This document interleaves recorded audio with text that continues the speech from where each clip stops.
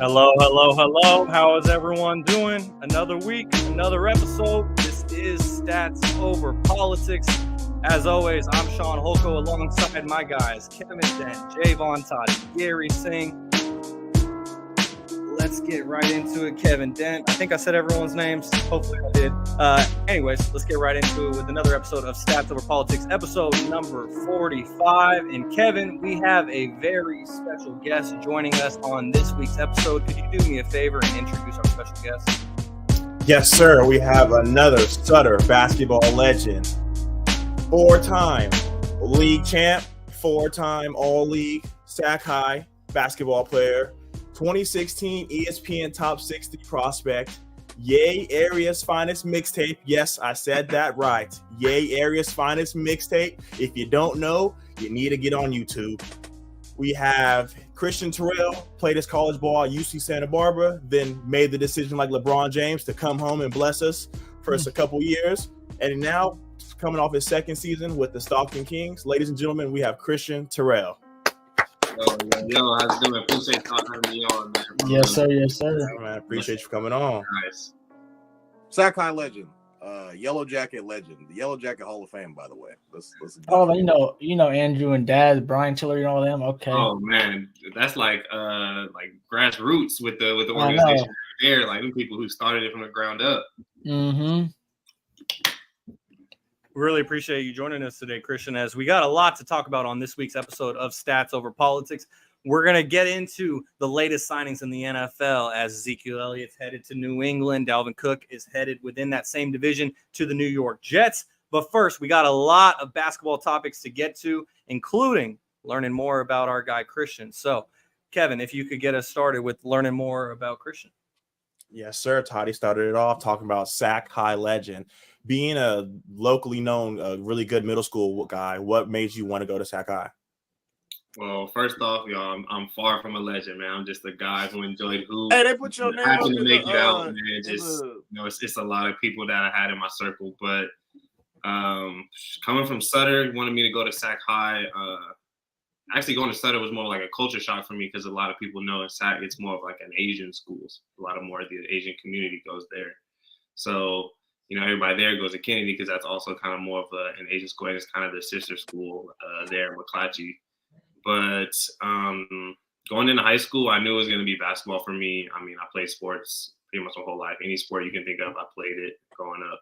But I knew basketball was going to be the one for me. So I sat down with my parents and I really asked them, like, what is the best basketball high schools in Sacramento and where do you think I can go play? And we shopped around. Being with the Yellow Jackets, like y'all mentioned, Capital was a choice. I went there, had a shadow day with another Sac legend, Nephi. He played football, went to Vanderbilt. Great guy. He showed me the school. I loved it. I was going to know people there. A little far from home, so that was going to be it. What was the next school?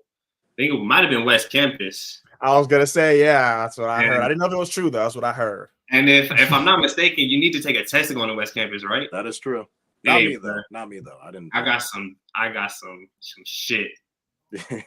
So Fred hit me. Hey, I want you to come to West Campus, like play for me. I go work out there. It's cool. I like the campus. I like the area too a little bit. I'm gonna know you. I didn't know Marcus. He was going to end up transferring there, so that'd have been cool too. But I go there. I have all that happen, and like 2 weeks later, bro, I get an acceptance letter to West Campus, and I'm like looking around, like, hey, what you mean? Like, don't you gotta take a test to get in this school? Like, it's like a real academic school to get into. I haven't done yeah, regular. That's the thing. You not getting. I'm accepted already, like bet. But then I ended up going to Sac High. Went to a game, shadowed there too, just a random student, honestly, and I went to like these summer workouts they had. Ended up meeting my core group of friends that I have now: Trey, Josh, Andrew, Cinco, Jermaine, and Solomon. And from day one, man, it was just kind of like we clicked. Like this was gonna be us. It was just gonna be us rocking, like having fun together, going to school together, like kind of growing up. And then we didn't even know like it was all those seniors on that team for real, or like what was really gonna happen. But like pretty early on, you could just tell that it was gonna be a special group. And I was just like, yo, I'm gonna just go here because like it's fun. I didn't even know about the uniform until my shadow day. Like, I was like, oh, that might be a little problem. I had to try to finesse that a few times, but it would end up being cool. And I mean, I loved every experience of it. I honestly can't stand when people badmouth Sac High because it's such a good school. Like, they get you ready for college. Sports are on the come up. It's really just kind of the area. And even the area is changing a little bit now. But it's such a great school, bro. I loved it. No, yeah, I just kind of want to get, couple of things, at Sac High, just, going back to all the fun times that we had. A lot of people didn't. You already mentioned the uniforms. A lot of people weren't really ready for just being able to getting out of school at 4:00 was different. We had a 9 to 5. It was starting at 13 years old. You had a 9 to 5 job. It was going to school, legit. Yeah. And actually, them uniforms saved us, man. Walking around Oak Park, it ain't too smart unless you had that Sac High uniform on. You could be okay. You was cool. That's a school kid right there. Good job, youngin. No, just being at Sac High, just talk about, like you said, going from Sutter, which was more of a predominantly Asian school, to going to a school that was, more predominantly Black. Being at this Sac High at this time, this was like what, 2013, 2014, maybe 2012. Yeah, 2012, 2013. 2012. Yeah. So just talk about what it was like for that transition, going to a school like that was more known as being one of the best schools in Sac for just basketball, period. Did you feel like you had any pressure going into that? Or was it more just like, we're just no pressure at all, just because go hoop? I didn't know these dudes. I didn't even really know what was gonna happen. Like, I knew I liked basketball. I knew I wanted to make the NBA. I didn't even really know how good I was. Like, it was really the Sac High coaches that brought out that mentality in me. But the culture shock, I mean, like you said, going from a predominantly Asian to a predominantly Black school, there's gonna be some culture shock. I mean, shit, my first week was crazy, bro. I got my pants stolen. I got my phone stolen. It was bad for me the first week. They said he was a walking lick right there. Yeah, it got around quick. Like, this the kid to get right now. If you come up, like, I was like, all right, I'm gonna dead all of this right now. Man. A lot of people don't know that people used to wear like certain shoes. Like, I remember Hassani. Shout out to our boy Hassani. He used to wear the Grape 5s. They had a little bit of blue on them, and they used to make you guys put the tape on the shoes. You have to put tape on your shoes so they didn't. Could you imagine like Sharpie and some Space Jams right today? Like, because you had to go, that'd be sick. Or some bread. Would you Sharpie some bread? I go home. Never. Fuck no. Fun fact, bro. That's the one reason I didn't transfer to Sac High. I didn't want to wear a uniform. The thing is, bro, like, there actually is enough you can get off. Like, I used to wear the Flint 7s. I used to wear whole bunch of black. You can wear the Raptor. You can even wear the Raptor 7s and get away with Raptor 6s, get away with them. You have to be able to walk that line though, because there'll be certain days they'd be like, I mean, hopefully you want to try for more red on the up part of the shoe so your pants can hide it. Exactly. Yeah, so you could cuff it or you could, you got the tricks and trade, and it comes. You start to learn. So it came with age. Absolutely. Straight up. Hey, no, Toddy, remember were you there when the school got hit to the trends too, and they took away cargo shorts? Yeah, they took away the cargo shorts. And then they took away cargo pants. You had to wear just slacks. Bro. Damn, what did y'all wear? Yeah. Just slacks every day? Going to church every day. I fired on every teacher just when I heard that during the summer. I about go went and blew that school up. It was crazy. Oh man, Christian, Kevin talked about earlier you being top ranked on ESPN at an early age. When you first seen that, what was going through your mind? How did it feel? Like, what was all that going on right during that time?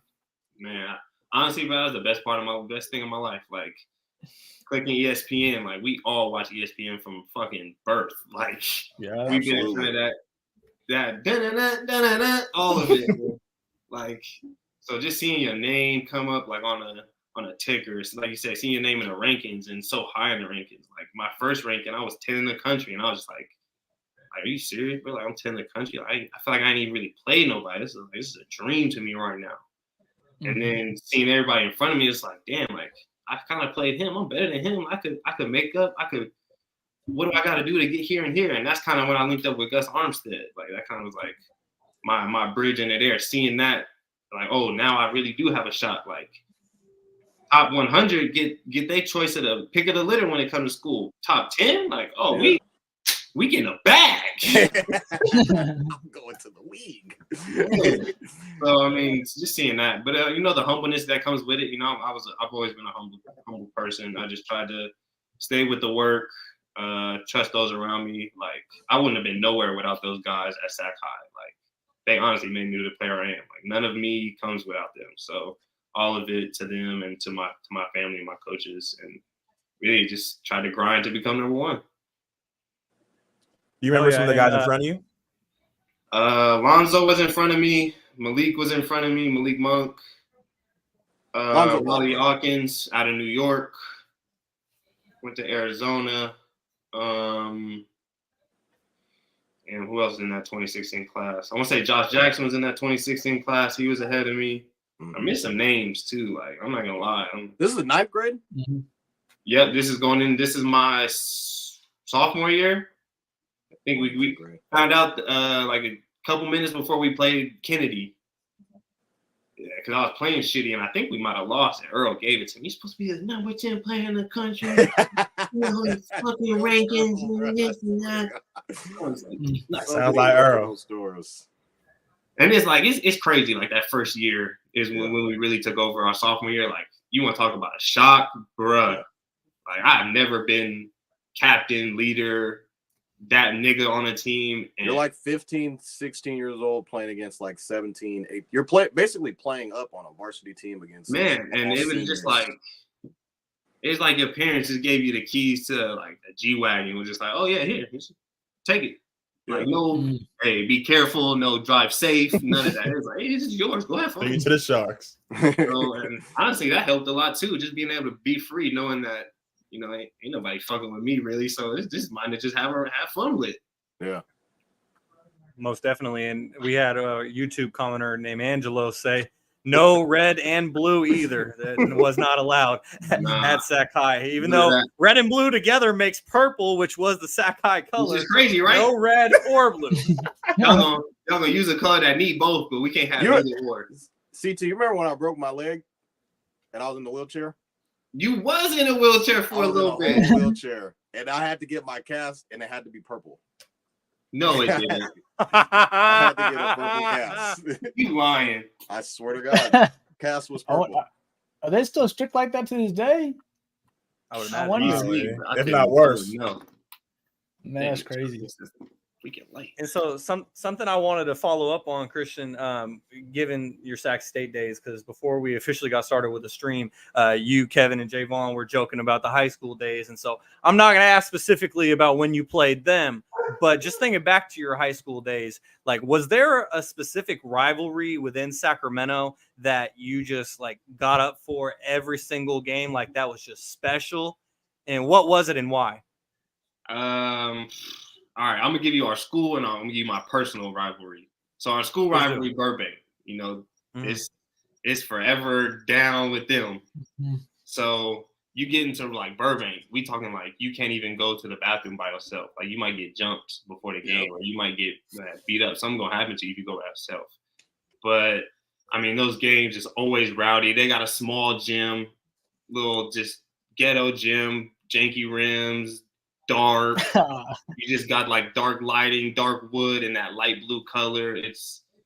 But you love those type of games because everybody's on top of you, and it's the crowd shouting at you. You're playing good, and you hit a shot. He's like, man, shut the fuck up, sit down. And it's all love though. Like it's all like, man, like he might really be like, hey man, that nigga nice over there. Like he might have to be quiet now, or you playing bad, and they giving it to you, even harder. Pause. They going at you harder. Hey, you suck, me overrated and whatever. So just having those type of games is always fun. And then my personal little rivalry has always been kind of McClatchy though. Like I don't know why, just their fans always irritated me. That small little rinky-dink gym. It's a very small. Like, everything is rinky-dink on one side and then 50 on the other. Like. Upstairs in the dark, and then their coach just always a little snobby to me. So I was like, anytime I'm playing at McClatchy, I'm having a game. Yeah, most of those is like a college gym, Gary. Mm-hmm. Yeah, I know. Yeah, I've seen it before. And it's down the street. So, if I seen them dudes, I'd be like, yeah, it's a 40-piece shoe. What you talking about?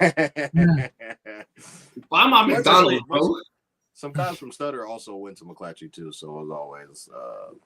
That's exactly what I was about to say. Is that you were talking about like how Sutter was like, because like I went to Einstein, so and we we talked about this with Zach Chappelle a couple of weeks ago because he went to Sutter as well, I believe, or it might have been both. But anyways, because I went to Einstein, we constantly just got clapped all the time by Sutter, and like if we were within like 20 points. And if we lost by like 20 points, that was a good game for Einstein. But like with Sutter, like it was a predominantly Asian school, but then also predominantly white, and all those white people most likely went to McClatchy. So I understand the extra bit of the rivalry and how they would like to talk a little bit extra as well. Yeah, and they had that incident with their women's team during a women's game. Oh like, yeah, that's right. Yeah, they're like shouting real racist comments out at the players. Yeah. Not cool. So yeah, I love those type of games though. So we kind of talked a little bit about SAC and being there. Talk to us a little bit about summer ball going into AAU. We already talked a little bit about you playing for the Yellow Jackets. Talk to us a little bit about a couple of the guys that you played, where you played at, and what led you to ultimately choosing Santa Barbara. Well, I think y'all would probably only know like Tegan. I know Gary mentioned Daz, Andrew. Yep. I mean, honestly, you can't reach too many kids in SAC still to this day that didn't come up through that organization. So I met a lot of guys who there, but I think a lot of names that you guys would know I met kind of on the circuit. And I played in every circuit. I played in Adidas, played in Under Armour, played in Nike. Yep. I met Ira Lee. I've met who did I meet in the Adidas circuit? Jalen Brown in the Adidas circuit, played with Flat Top. Yep, Flat Top. So he had the Flat Top. When everybody thought he was Stanley Johnson coming back. We were like, yeah. This dude, Stanley? What you supposed to be in school? Who would I meet in the Nike also? And Carlos Johnson, I don't know if y'all remember him. He was a real nice dude. Oscar Frere, rest in peace, my boy. I met a lot of guys playing just a lot of everywhere, a lot of big names that you guys would know. But me choosing Santa Barbara just kind of came down to me ultimately falling for that like recruiting trap. Just when you're being recruited heavily and hard, coaches will tell you anything. And, they told me like, hey, we getting a private jet when we go to this foreign tour. There's gonna be a chef on the jet. You can get some food with you if you want. I was like, all right, yeah, cool, let's do that. Let's do that, exactly. But also, just letting the pressure get to me. When I was in school, you only had 5 official visits that you can go on. And I had 4 of mine lined up all 4 consecutive weekends. And I left my 5th open to a school that I committed to. And I would just go down there and party and have fun with the team. Yeah. I go to Long Beach first.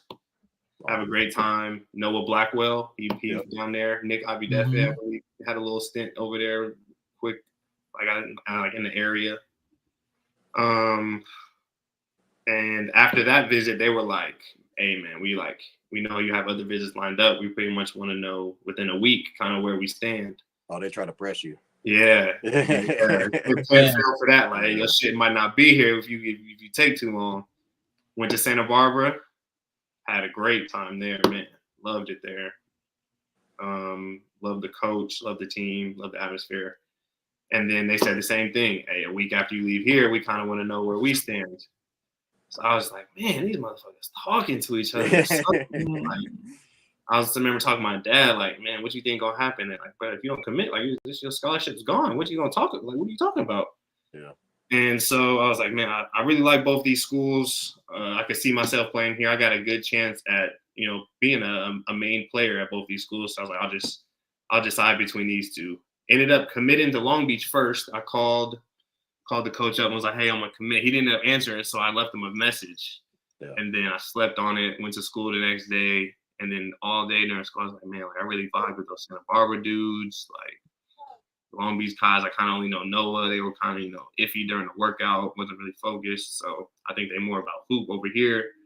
So I ended up calling Long Beach coach back. He's like, man, I wish I took your call last night. Like, this is some bad news. And I called Santa Barbara. I was like, hey, I'm coming. It was a wrap from there. Couch shows. You kind of just happened there. didn't get to stay there. So we're talking about UC Santa Barbara. The whole world now knows Gabe Vincent. You got to play your freshman and sophomore year at UC Santa Barbara with Gabe Vincent. Could you tell us a little bit about his journey from him being a 4-year mid-major guy to playing in the NBA Finals? Yeah, I've known Gabe since high school, actually. We met at Sac State to have a team camp. They put on, his team came up.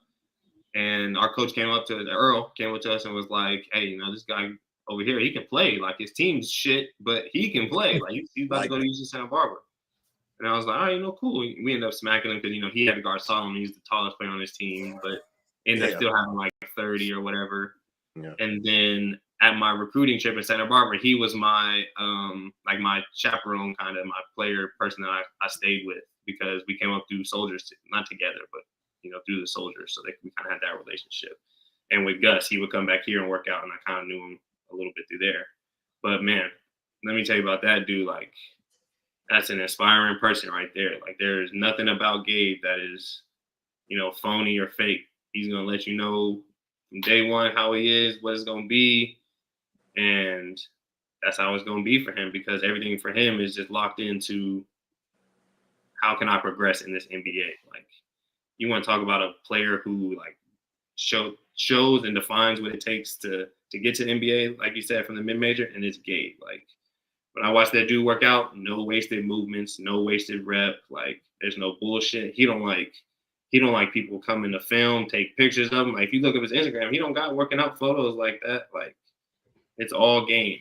That's what he likes. He's locked into just being a pro, not even just an NBA player, a pro. And he is a pro on and off the court. So getting to witness that firsthand and kind of be like a little brother to him was crazy, and it helped my game a lot, and I loved every minute of him. And another one of our seniors at UC Santa Barbara, it was Eric Childress, another dude that just kind of took me under his wing and showed me the way. So I'm forever grateful for those two for just kind of keeping me on the right path, because Lord knows I could have got distracted in Santa Barbara, and they were just like, look, you can have fun, but like you gotta lock in if you want.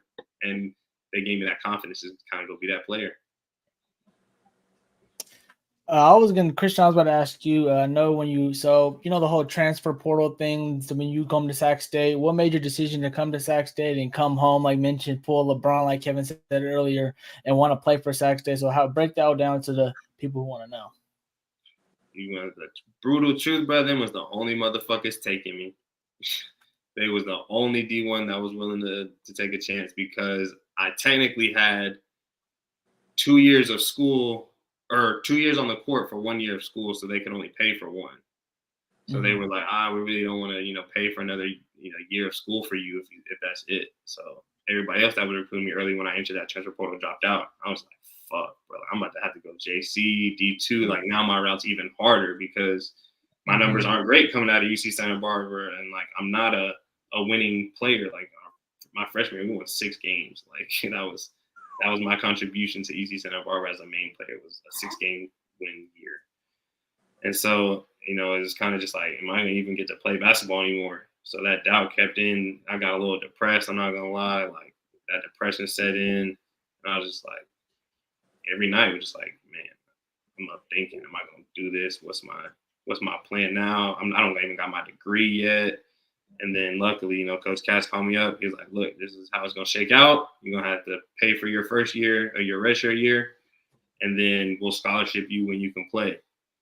And I was like, man, thank you. Like, that's what it's going to take to just stay at the D1 level and prove that I can play on this level. Because that was another thing. Like, I needed to prove, not just to, like, people, but to myself, that I could actually play and contribute at the D1 level. Because that's what I've been hyped up to be my whole life. So thank God they took that chance, and, came back home and did what I could with COVID. I had to get out though, man. School is not for me. I got that degree, finished the years, and was like, all right, y'all, thank you. Shook their hands, was like, thank you. Talk about that. A lot of people go, my bad, Shaun, real quick, but talk about that real quick. Like people going through, we've talked to a lot of people who like, going through that tough moment. What made you who helped you get through that, and how did you bounce back, and how you look about that now? Like, maybe advice you give to other youngins who may be in your situation, always be on the top and you get knocked down just a little bit, but you're going to come back from it. You want to give any advice to people, just going through that? Man, I mean, my advice is just, I wouldn't say put your head down and grind, but like put your head down and lock into what you want to be in the future. Like if you see yourself doing this, keep trying until it's not gonna work no more at all. Like me, I'm gonna play basketball until both my arms, both my legs, ankles, until all of that is gone. Like until I can't no more. Just because that's what I want to be and that's what I wanted. So kind of like reassuring myself, but also just my circle, you know, having Gus Armstead, my trainer, both my parents, you know, who have kind of been through similar routes. You know, my dad was a star athlete, so he's kind of had that and dealt with the you know, tough decision of do I want to keep playing or do I want to give up on the game that I love and have dedicated my whole life to. So I had him to lean on and get advice from, you know, my mom. Everybody in Sacramento knows my mom. It's just Mrs. Hold on. I need you to just go into detail about Miss St. Hope, aka Mrs. Terrell. Talk about her and just how, like you already said, everybody knows your mom, and you and your mom are absolutely like the closest of close anybody could be. No, Let's yeah. talk about her and a little bit, you know, how she kind of, you know, just made a lot of shit happen for you, you know. No, yeah, that's like going around it. Go. You know, everybody says, you know, when they get thankful speech, you know, they thank God first. Like my first thank God to be my mom every time, because without her, like none of this is possible. That woman hustles for everything. Like if it was to get me from one practice to the next to the workout all in the same day, and she got work, like she gonna make it happen. But it's not just about me that I love her so much, is that it's how much she gives back to the community that nobody knew her from, that like nobody really gave a fuck about. And she just did that because that's who she is. Like, yeah, it's gonna help my son, and yes, it might help me a little bit, but you know, if I could help a little kid or a few kids here and there, she was, I'll do it. And it snowballed into something so much more for her. Like, you want to talk about a woman who don't have a job at the school, no type of. I thought she worked at the school. No fucking title under Erica is St. Hope, but she got the master key to that motherfucker, bro. Yeah. Yeah. Somebody like she was behind the scenes person. Like that is my mom. Like she's gonna make everything happen, and it's gonna go so smooth with her. Like she does accounting for her job, for 3 other people, just because it helps them. For the Yellow Jackets, she basically like helps run the Yellow Jackets. Is like a board member there. She's all the community service events that you've seen the basketball team do, or even the school do. She did there. You remember we was getting afternoon snack? Yeah, so like that was school, like snack, like they would pass it around to kids. That was her. Like she just that was not part of the school. That was not part of the curriculum. Yeah, like she went up to food banks and was like, I have an underprivileged team or like school that like could use help. Is there any way you could donate or sponsor? And she would get them because she knows how to appeal to people and she knows how to play like the emotion a little bit. It's all a game, but it's done out of the kindness of your heart. I never tell people it's never how you do it for real, it's what you're doing. And for her, it's all about just who can she help, how can she help them, she's gonna get it done. I mean, like waiting after practice for kids to make sure they got a ride home, or if they don't, I can at least take you to the bus stop. Like, oh, I got $20 to eat lunch from my lunch hour at work. Mm-hmm. Damn, you don't. Christian, did so-and-so, like, do you know if they eat lunch like that, or if they have money for food after school before practice? I'm like, I don't know, Mom. Like, I don't care. Like, I got money. Like, I'm gonna eat. Like, nah, give this to so-and-so. Tell them to eat and split it with whoever so they can eat too. Like, Mom, what you got to eat then? I'll just have like a small salad from the break room. Like, knowing her break room salad is fucking shit. Like, worse than a McDonald's salad. So just like everything for me happens from her. Like if I didn't have to really sign to a real agent, Erica, manager, Erica, security, Erica, like everything her. Like it don't make no sense. And she got a 9 to 5. Like I tell her all the time, like you need to stop. Like I'm a grown ass man. Like it looks bad. I'm a 35-year-old man still calling you like, hey, can you do this for me? Like can you help me with this? Like, come on, man. Like, let me be an adult. Like, I feel like I can't even learn shit because of her. She's like, nah, I got you. Here. Yeah. She's like, y'all got food in the house? I go for dinner. I'm like, let me come over for dinner. You know, let's chat it up, but y'all ain't been over for a while. So, okay, cool. She'll make a whole dinner. Here, take the leftovers. Oh, here, take this. We're not gonna eat it. Here, take that. We take that. What's is James been home lately? All right, cool. Just take that. Take that. Like, Mom, I don't even got space for this shit, man. What you gonna do? That's so my juice, man. Yeah, love her. Oh yeah, Miss St. Hope. I just remember she used to always just make just shit happen out of like thin air. Like even just like years later, I remember I seen her when I was at the mall. She pulled up on me and James one day. I was like, damn, I ain't seen her in hell long. And she was just asking, talking to me, and we was all just chilling. And then she was just like, all right, I'm about to get y'all some Jamba Juice. What y'all want? I'm like, nah, you ain't gotta do that. Like, that's just the type of person that she is. Just like that, bro. Just like off the top, just absolute strong woman. Just somebody that pure heart right there. Went to bat for her son, and just I always used to think that she was like a part of the school, and I'll always ask CT, like, I was like, does she like work for the school? He was like, no, she does not work. She worked on it's just her. She worked on you and 13th Street, bro. Yeah, had a master key to that motherfucker. Yeah, awesome, man. Real That's MVP, really remarkable. Yeah, shout out to your mom. She sounds like a real amazing woman.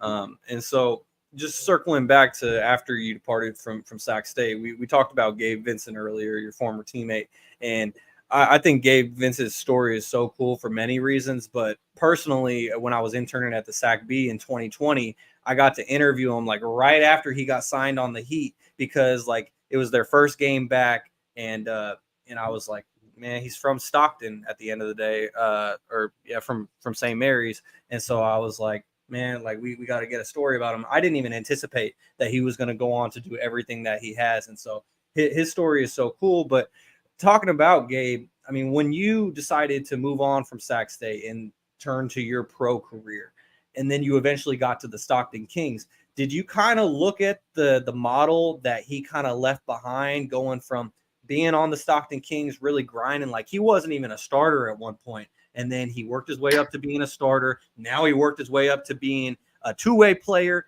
then a certified NBA player. Then this past year, he is starting in the NBA Finals. Now he just got his big bag. As a Kings fan, I don't love him being on the Lakers, but I'm happy that he got paid and he gets to come back home to Cali. And so all of that said, did you kind of look at the model that he left behind and kind of saw that as a potential path for yourself post-college in your pro career?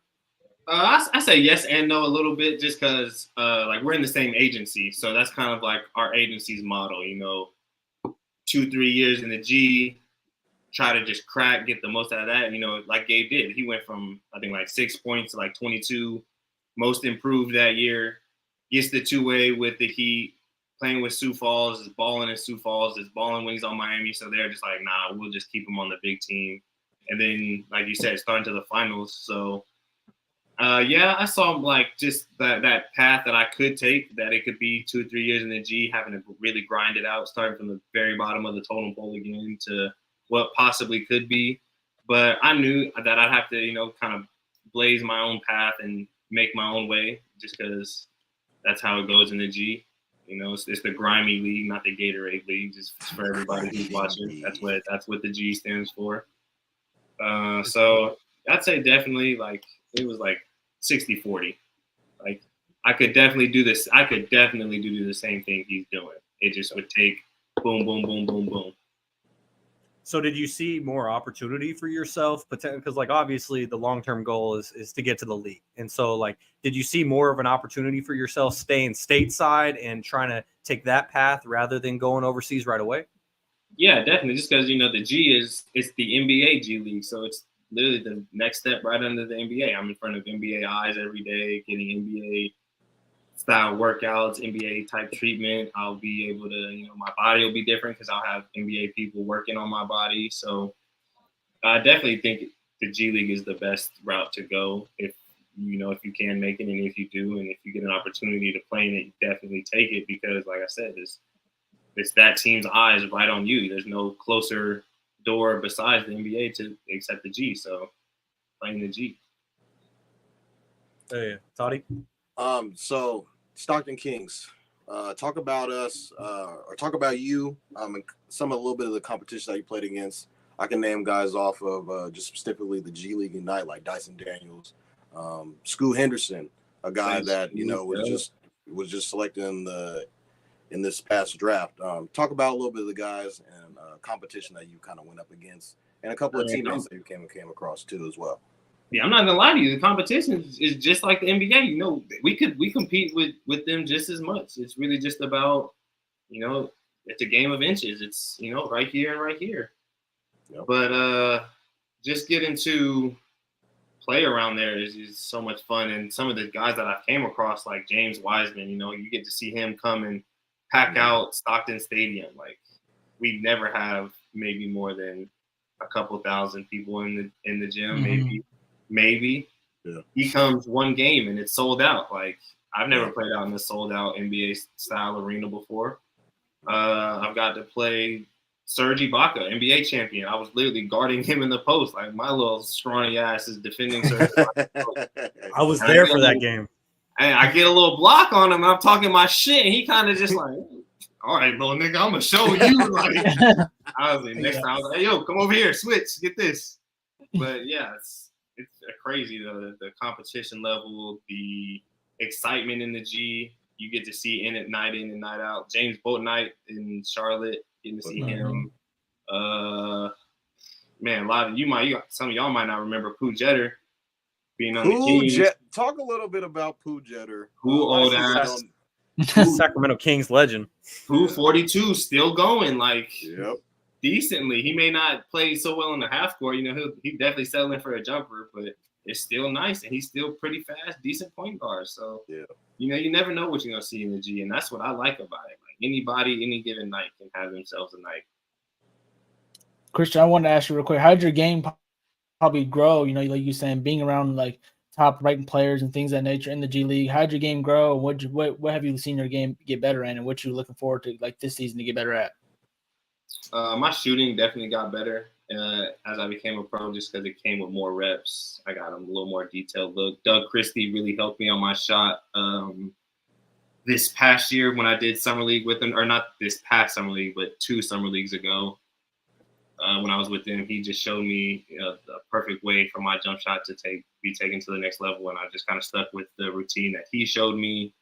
I've learned how to become such a better basketball mind, how to think the game, what it takes to win, how to win, and I mean, just how to be an overall better person and leader. You know, that was kind of my role this year. Even though I wasn't playing as much, everybody still kind of looked to me on that leader role and kind of like the uncle of the team. So big vet. How to conduct and carry myself in a professional manner at all times. So we're talking Stockton Kings. Friday on our bonus episode last week, we talked about the emergence of Naismith and Nikita. And I know that you got to play with him for 2 years. So can you please talk about his development, being a second-round pick from Utah State, and kind of where he's come, and now just signing a 2-year contract with the Sacramento Kings? Yeah, and they are fucking tripping by not signing him earlier, bro. Like, tripping. Nimi is like one of those. Nimi's one of those talents that you may see everywhere, but you don't see it like that. He's kind of like a Solomon. Like, he plays much bigger than he is, and he's huge. He's 7 foot.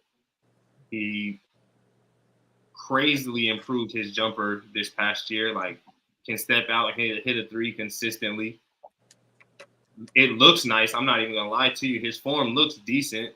Great touch around the rim. Great feet. Like, getting to play with him, and he's a great dude. Like, that was one of my first friends on the team. Like, he's such a cool dude. I Super think humble all the time. Like, Nimi's my dog. So getting to finally see him get his shot is great. I love that for him, and I think he's going to do well and help them.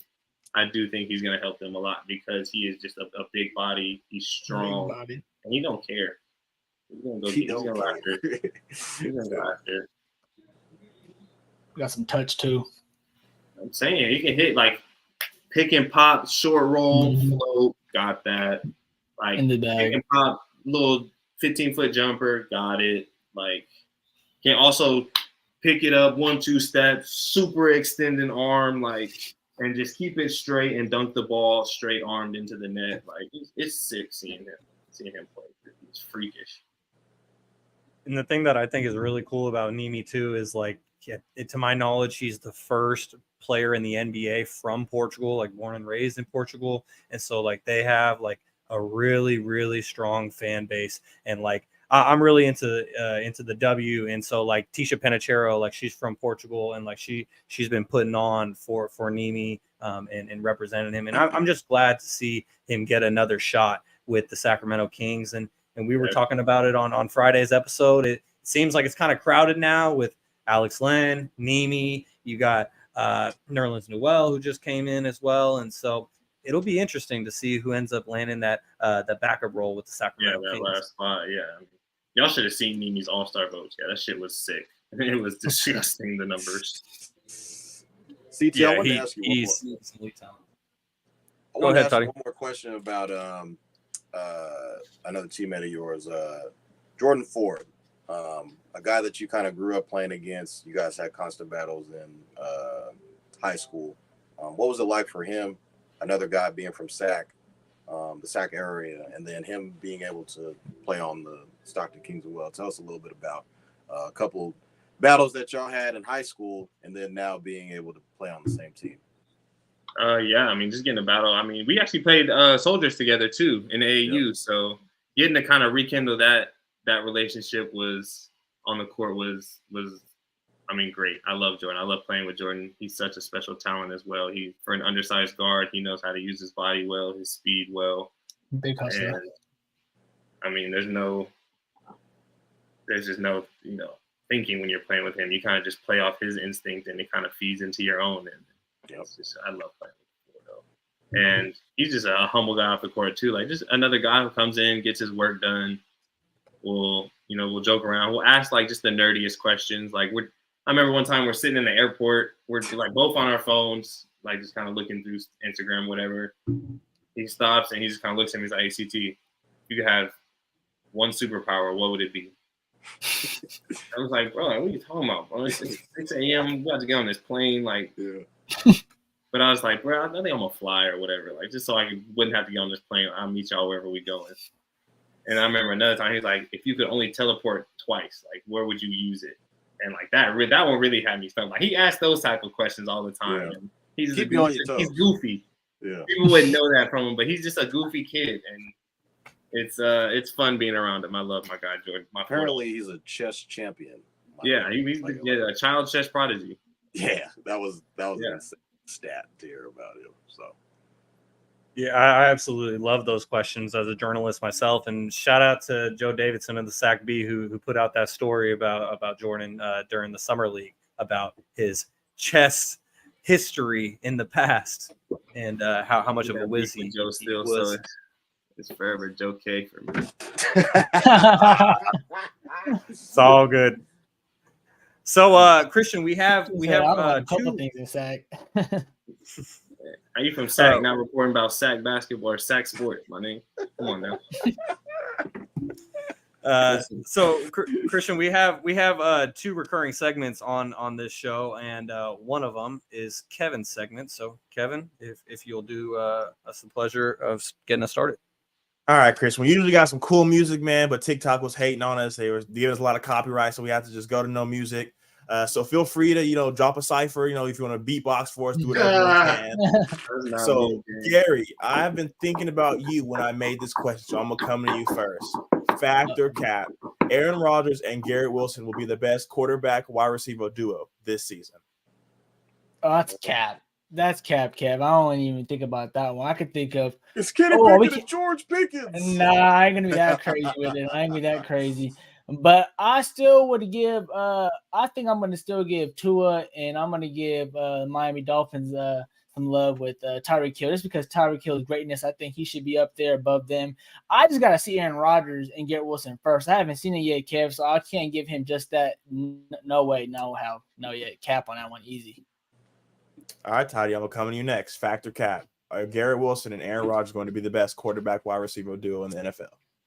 I'm going to say cap as well.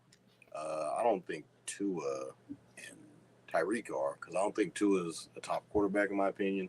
I think probably you got to look at guys like Stephon and Josh Allen, Joe Burrow and Jamar. I mean, there's just a bunch of guys. There's a lot of good receivers, but their quarterback is like, eh. Lamar, Odell would be up there. Watch out for Derek Carr and Michael Thomas. Stop it. it. Seemed like they had a connection there in the preseason. I guess you could put Tua in there just because he has Tyreek Hill. Jalen Hurts and A.J. Brown is a definite you got to look at that as well. I mean, this is just a bunch of guys. I think Aaron Rodgers and Garrett Wilson will for sure put up numbers. But it's just we haven't seen them play together yet, so we can't really talk about what's going to happen because it hasn't happened yet. But I think they're going to put up numbers. I think Garrett Wilson had 1,700 yards last year, and he played with who did he play with? Zach Wilson, Mike White, Joe Flacco. He has Aaron Rodgers now, so we'll probably be able to see those numbers duplicate. I might be capping on those numbers a little bit, but he's going to put up numbers for sure. All right, Christian, I'm coming to you next, man. Factor cap. Are Aaron Rodgers and Garrett Wilson going to be the best wide receiver quarterback duo in the NFL? Nah, man, I got to go cap as well. I ain't seen it from Aaron recently. He kind of been on the downhill. I mean, still a great quarterback, don't get me wrong, but I have to see him. And especially after all of this bullshit just passed, I'd like to see how he is when he's locked in on just football instead of, staying if I'm going to stay, what my contract's looking like and all this. I'm liking Joe Burrow. Didn't the Bengals just get the number one receiver rating? Nah, they gave it to Jettas for the oh, you mean the trio? Yes, the trio, yes. Trio. That's what I'm saying. He got a nice trio, so I feel like Burrow and Chase is up there. Garrett Wilson definitely had 1,100 yards, by the way, last year. Still, so I feel like, any one of those dudes could be in the duo. I like that Lamar Odell, but Odell got to stay healthy. Odell got to stay healthy, and I feel like they would probably need one more threat receiver to kind of just ease Odell a little bit. All right, Shaun, we'll come to you next. Are you going to make it 4 caps in a row? Factor cap. Is Aaron Rodgers and Garrett Wilson going to be the best quarterback wide receiver duo next season? Well, at this point, I would love to play the devil's advocate because that's something that Gary loves to do. But even I was really thinking about this, but because Christian, I get a little bit of a preview of these factor caps just as the host of the show. Meanwhile, Gary and Toddy are basically put on the spot, and they just got to think about it. And so I was thinking about this one all afternoon, and even if we get the best, what I think could be the best of Aaron Rodgers and Garrett Wilson this season, I'm still taking 3 duos over them, and I'll even say them in order. Number 3, I mean, Toddy already said all 3 of them, but I'll give you my order. Number 3, better than them, I'm taking Josh Allen and Stephon Diggs. Number 2, I'm taking Joe Burrow and Jamar Chase. And Kevin knew exactly what he was doing. He knew exactly what he was doing by setting up this question because to me, because Travis Kelce is a tight end.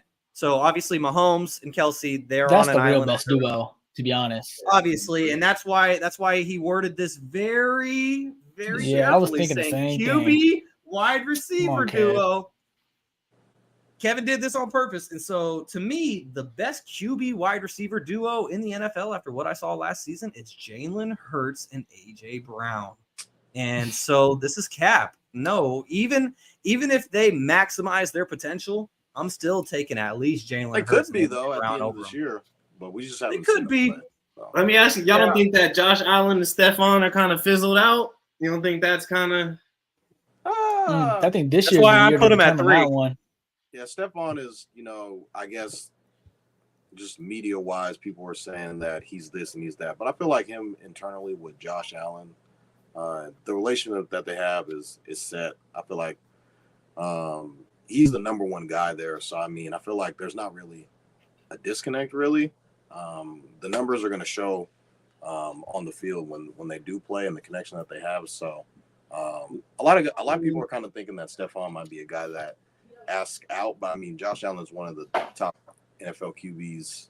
Is the best QB that he's played with in his career. So I feel like if he wants to leave, the grass isn't always greener because you're always playing. There's always so many guys with that type of talent that Josh Allen has that you can't get always when you want to go somewhere else. And he left Minnesota because he wanted to play with a guy that might be able to get him to the Super Bowl. And Josh Allen has Hasn't done that in the past, but I feel like he has a great chance with him. All right, so to answer my own question, factor cap, are Aaron Rodgers and Garrett Wilson going to be the number one wide receiver quarterback duo? I'm going to have to go cap as well. I'm surprised no one mentioned Matthew Stafford and Cooper Kupp. I know I'm the main guy talking about what have you done for me lately. Triple crown. 1 year together. You got to throw them in there. I'm not saying that's what I'm going with. But 1 year together, Super Bowl, triple crown. You be the main guy that be saying, what have you done? No, but I'm saying I had honorable mentions, but no one said them, so I had to show some love. How many years ago was that, Gil? Hey, man, I had to backtrack on who I usually am for all the day one listeners, but no one showed him any love, so I had to show him some love. Because everybody knows who I think number one is. It's going to be Jalen Hurts and A.J. Brown. We saw Jalen Hurts take a leap, and I think he has another leap ahead of him. A lot of people are saying, he's just going to be a runner this year, and everyone's going to force him to run and force him to throw. Go ahead and force him to throw. Like Shaun mentioned, we have A.J. Brown, and I think he's going to make an argue for a top 5 wide receiver in this NFL season. He's going to have the weapons. He's going to have the targets. They have enough weapons around to where you can't really only just focus on AJ. So I think AJ is going to come in and have a really great year. I'm bounce back off of what he did last year. So I definitely think Jalen Hurts and AJ will be the best duo. So Gary, I'm going to take it to you next. Factor cap. Jared Goff is the best quarterback in the NFC North. I didn't have time to do my homework. I just got for it. But I'm looking. I know what I see. I see this was heading. Jared Goff, the best quarterback. Oh, I think going into the next season, you gotta give it to Jared. I just feel it's weird saying Jared Goff is the best quarterback in anything right now. I'm not gonna lie, but I'm gonna say Fat Kev. I'm not going off stats. I'm just going off pure what they did last year. Jordan Love is pretty much out of it because we already know we haven't seen nothing from him, so I'm not gonna give him a high rate. Justin Fields is the one that I'm kind of like. I kind of want to give it to him. Kirk Cousins, I know everyone's in love with Kirk right now because of the quarterback Netflix series and everything. He's a real leader, yes, Devon. People are really in love with him. I don't know. I get it. He's a great leader and all like that. But he just failed too many times in the playoffs for me to give him that. And I know Jared Goff, I'm going to give it to him just because he went to the Lions and I think shocked everyone, really, and it helped the Lions get back on track. And now everyone has a playoff team this year. So I feel like Jared Goff is a inching his way for me at the moment, but realistically, Justin Fields should be the one looking after this year. Justin Fields should be the one, easy. Okay, I'll go to you next, Shaun. Factor cap. Jared Goff is going to be the best quarterback in the NFC. Factor cap. NFC North, excuse me. Hell nah. This is cap. Come on. Let's not like over exaggerate off of one solid season. Come on, it's Jared Goff. Do we not like you can do the same thing with Kirk Cousins though? Come on now, you can do the same thing with Kirk. Hey man, I will take Mr. Empty Stats over Jared Goff. That's one right there. I'll take Kirk Cousins over Jared Goff. Jordan Love, okay, you might look good in the preseason. I need to see a 16 or 17 game sample size. And everyone's gonna say that I'm biased because Christian, I'm an Ohio State fan, just like Kevin. But to me, it's Justin Fields because Justin Fields, Jordan Love has that potential with that dual threat ability, but Justin Fields is the only one I've seen come out and prove it. Justin Fields isn't throwing for 300 yards a game, but I see the potential with Justin Fields, especially when he gets a better offensive line in front of him, especially when he gets a couple of weapons like a DJ Moore. They signed Cole Kmet to an extension. And so to me, this is cap. I'm taking Justin Fields over Jared Goff. I mean, if you want to argue who's the best quarterback right now, you could make an argument for Jared Goff, but I'm looking to the future as well. So I'm taking Justin Fields. And like we do every week, ladies and gentlemen, I'm going to give you a little bit of insight into the group chat. I don't know if you guys listened a couple weeks ago. Michael Walker came onto the show, Toddy's cousin. He was picked up by the Chicago Bears. So all day we've been talking about Toddy's going to start drinking this Justin Fields juice. All before today, it was, oh, now look at all these Justin Fields tweets. He threw 3 passes. So I'm very interested to see where Toddy's going to go now that he's a closet Bears fan. Bears fan. Jared Goff is the best quarterback in the NFC North. I'm going to have to say cap. You guys are going to like who I think is the best quarterback in the NFC North. I'm going to say Jordan Love. I think Jordan Love has the potential. I think Jordan Love has the potential to you thought my answer be was Shaun, man. The heir to the Aaron Rodgers throne. Now, the Packers once upon a time had Brett Favre. Brett Favre won a Super Bowl, this, that, and the third. They drafted this kid named Aaron Rodgers late in the first round. Aaron Rodgers is now one of the top NFL quarterbacks in NFL history, this, that, and the third. A lot of people might say history might repeat itself. Jordan Love gets drafted late in the first round. Aaron Rodgers is disgruntled. He goes on to win 2 MVPs back-to-back. Ends up getting pushed out by Green Bay ultimately. Now, we haven't really seen Jordan Love play too much. I think he is not as bad of a passer as a lot of people might think. This division is kind of up for grabs. It's pretty much anyone's division. Like Shaun was saying, you can make an argument for Jared Goff, empty stats, Kirk Cousins, and Justin Fields, who I don't think is as polished as a passer, but is very explosive with being able to be a dual threat quarterback. And he's expected to take a leap this year. I think if Jordan Love can be the passer that the Packers hope that he can be, I think this Packers team isn't bad. I mean, they got guys like Jair Alexander. You got Christian Watson, who had a pretty monster year last year.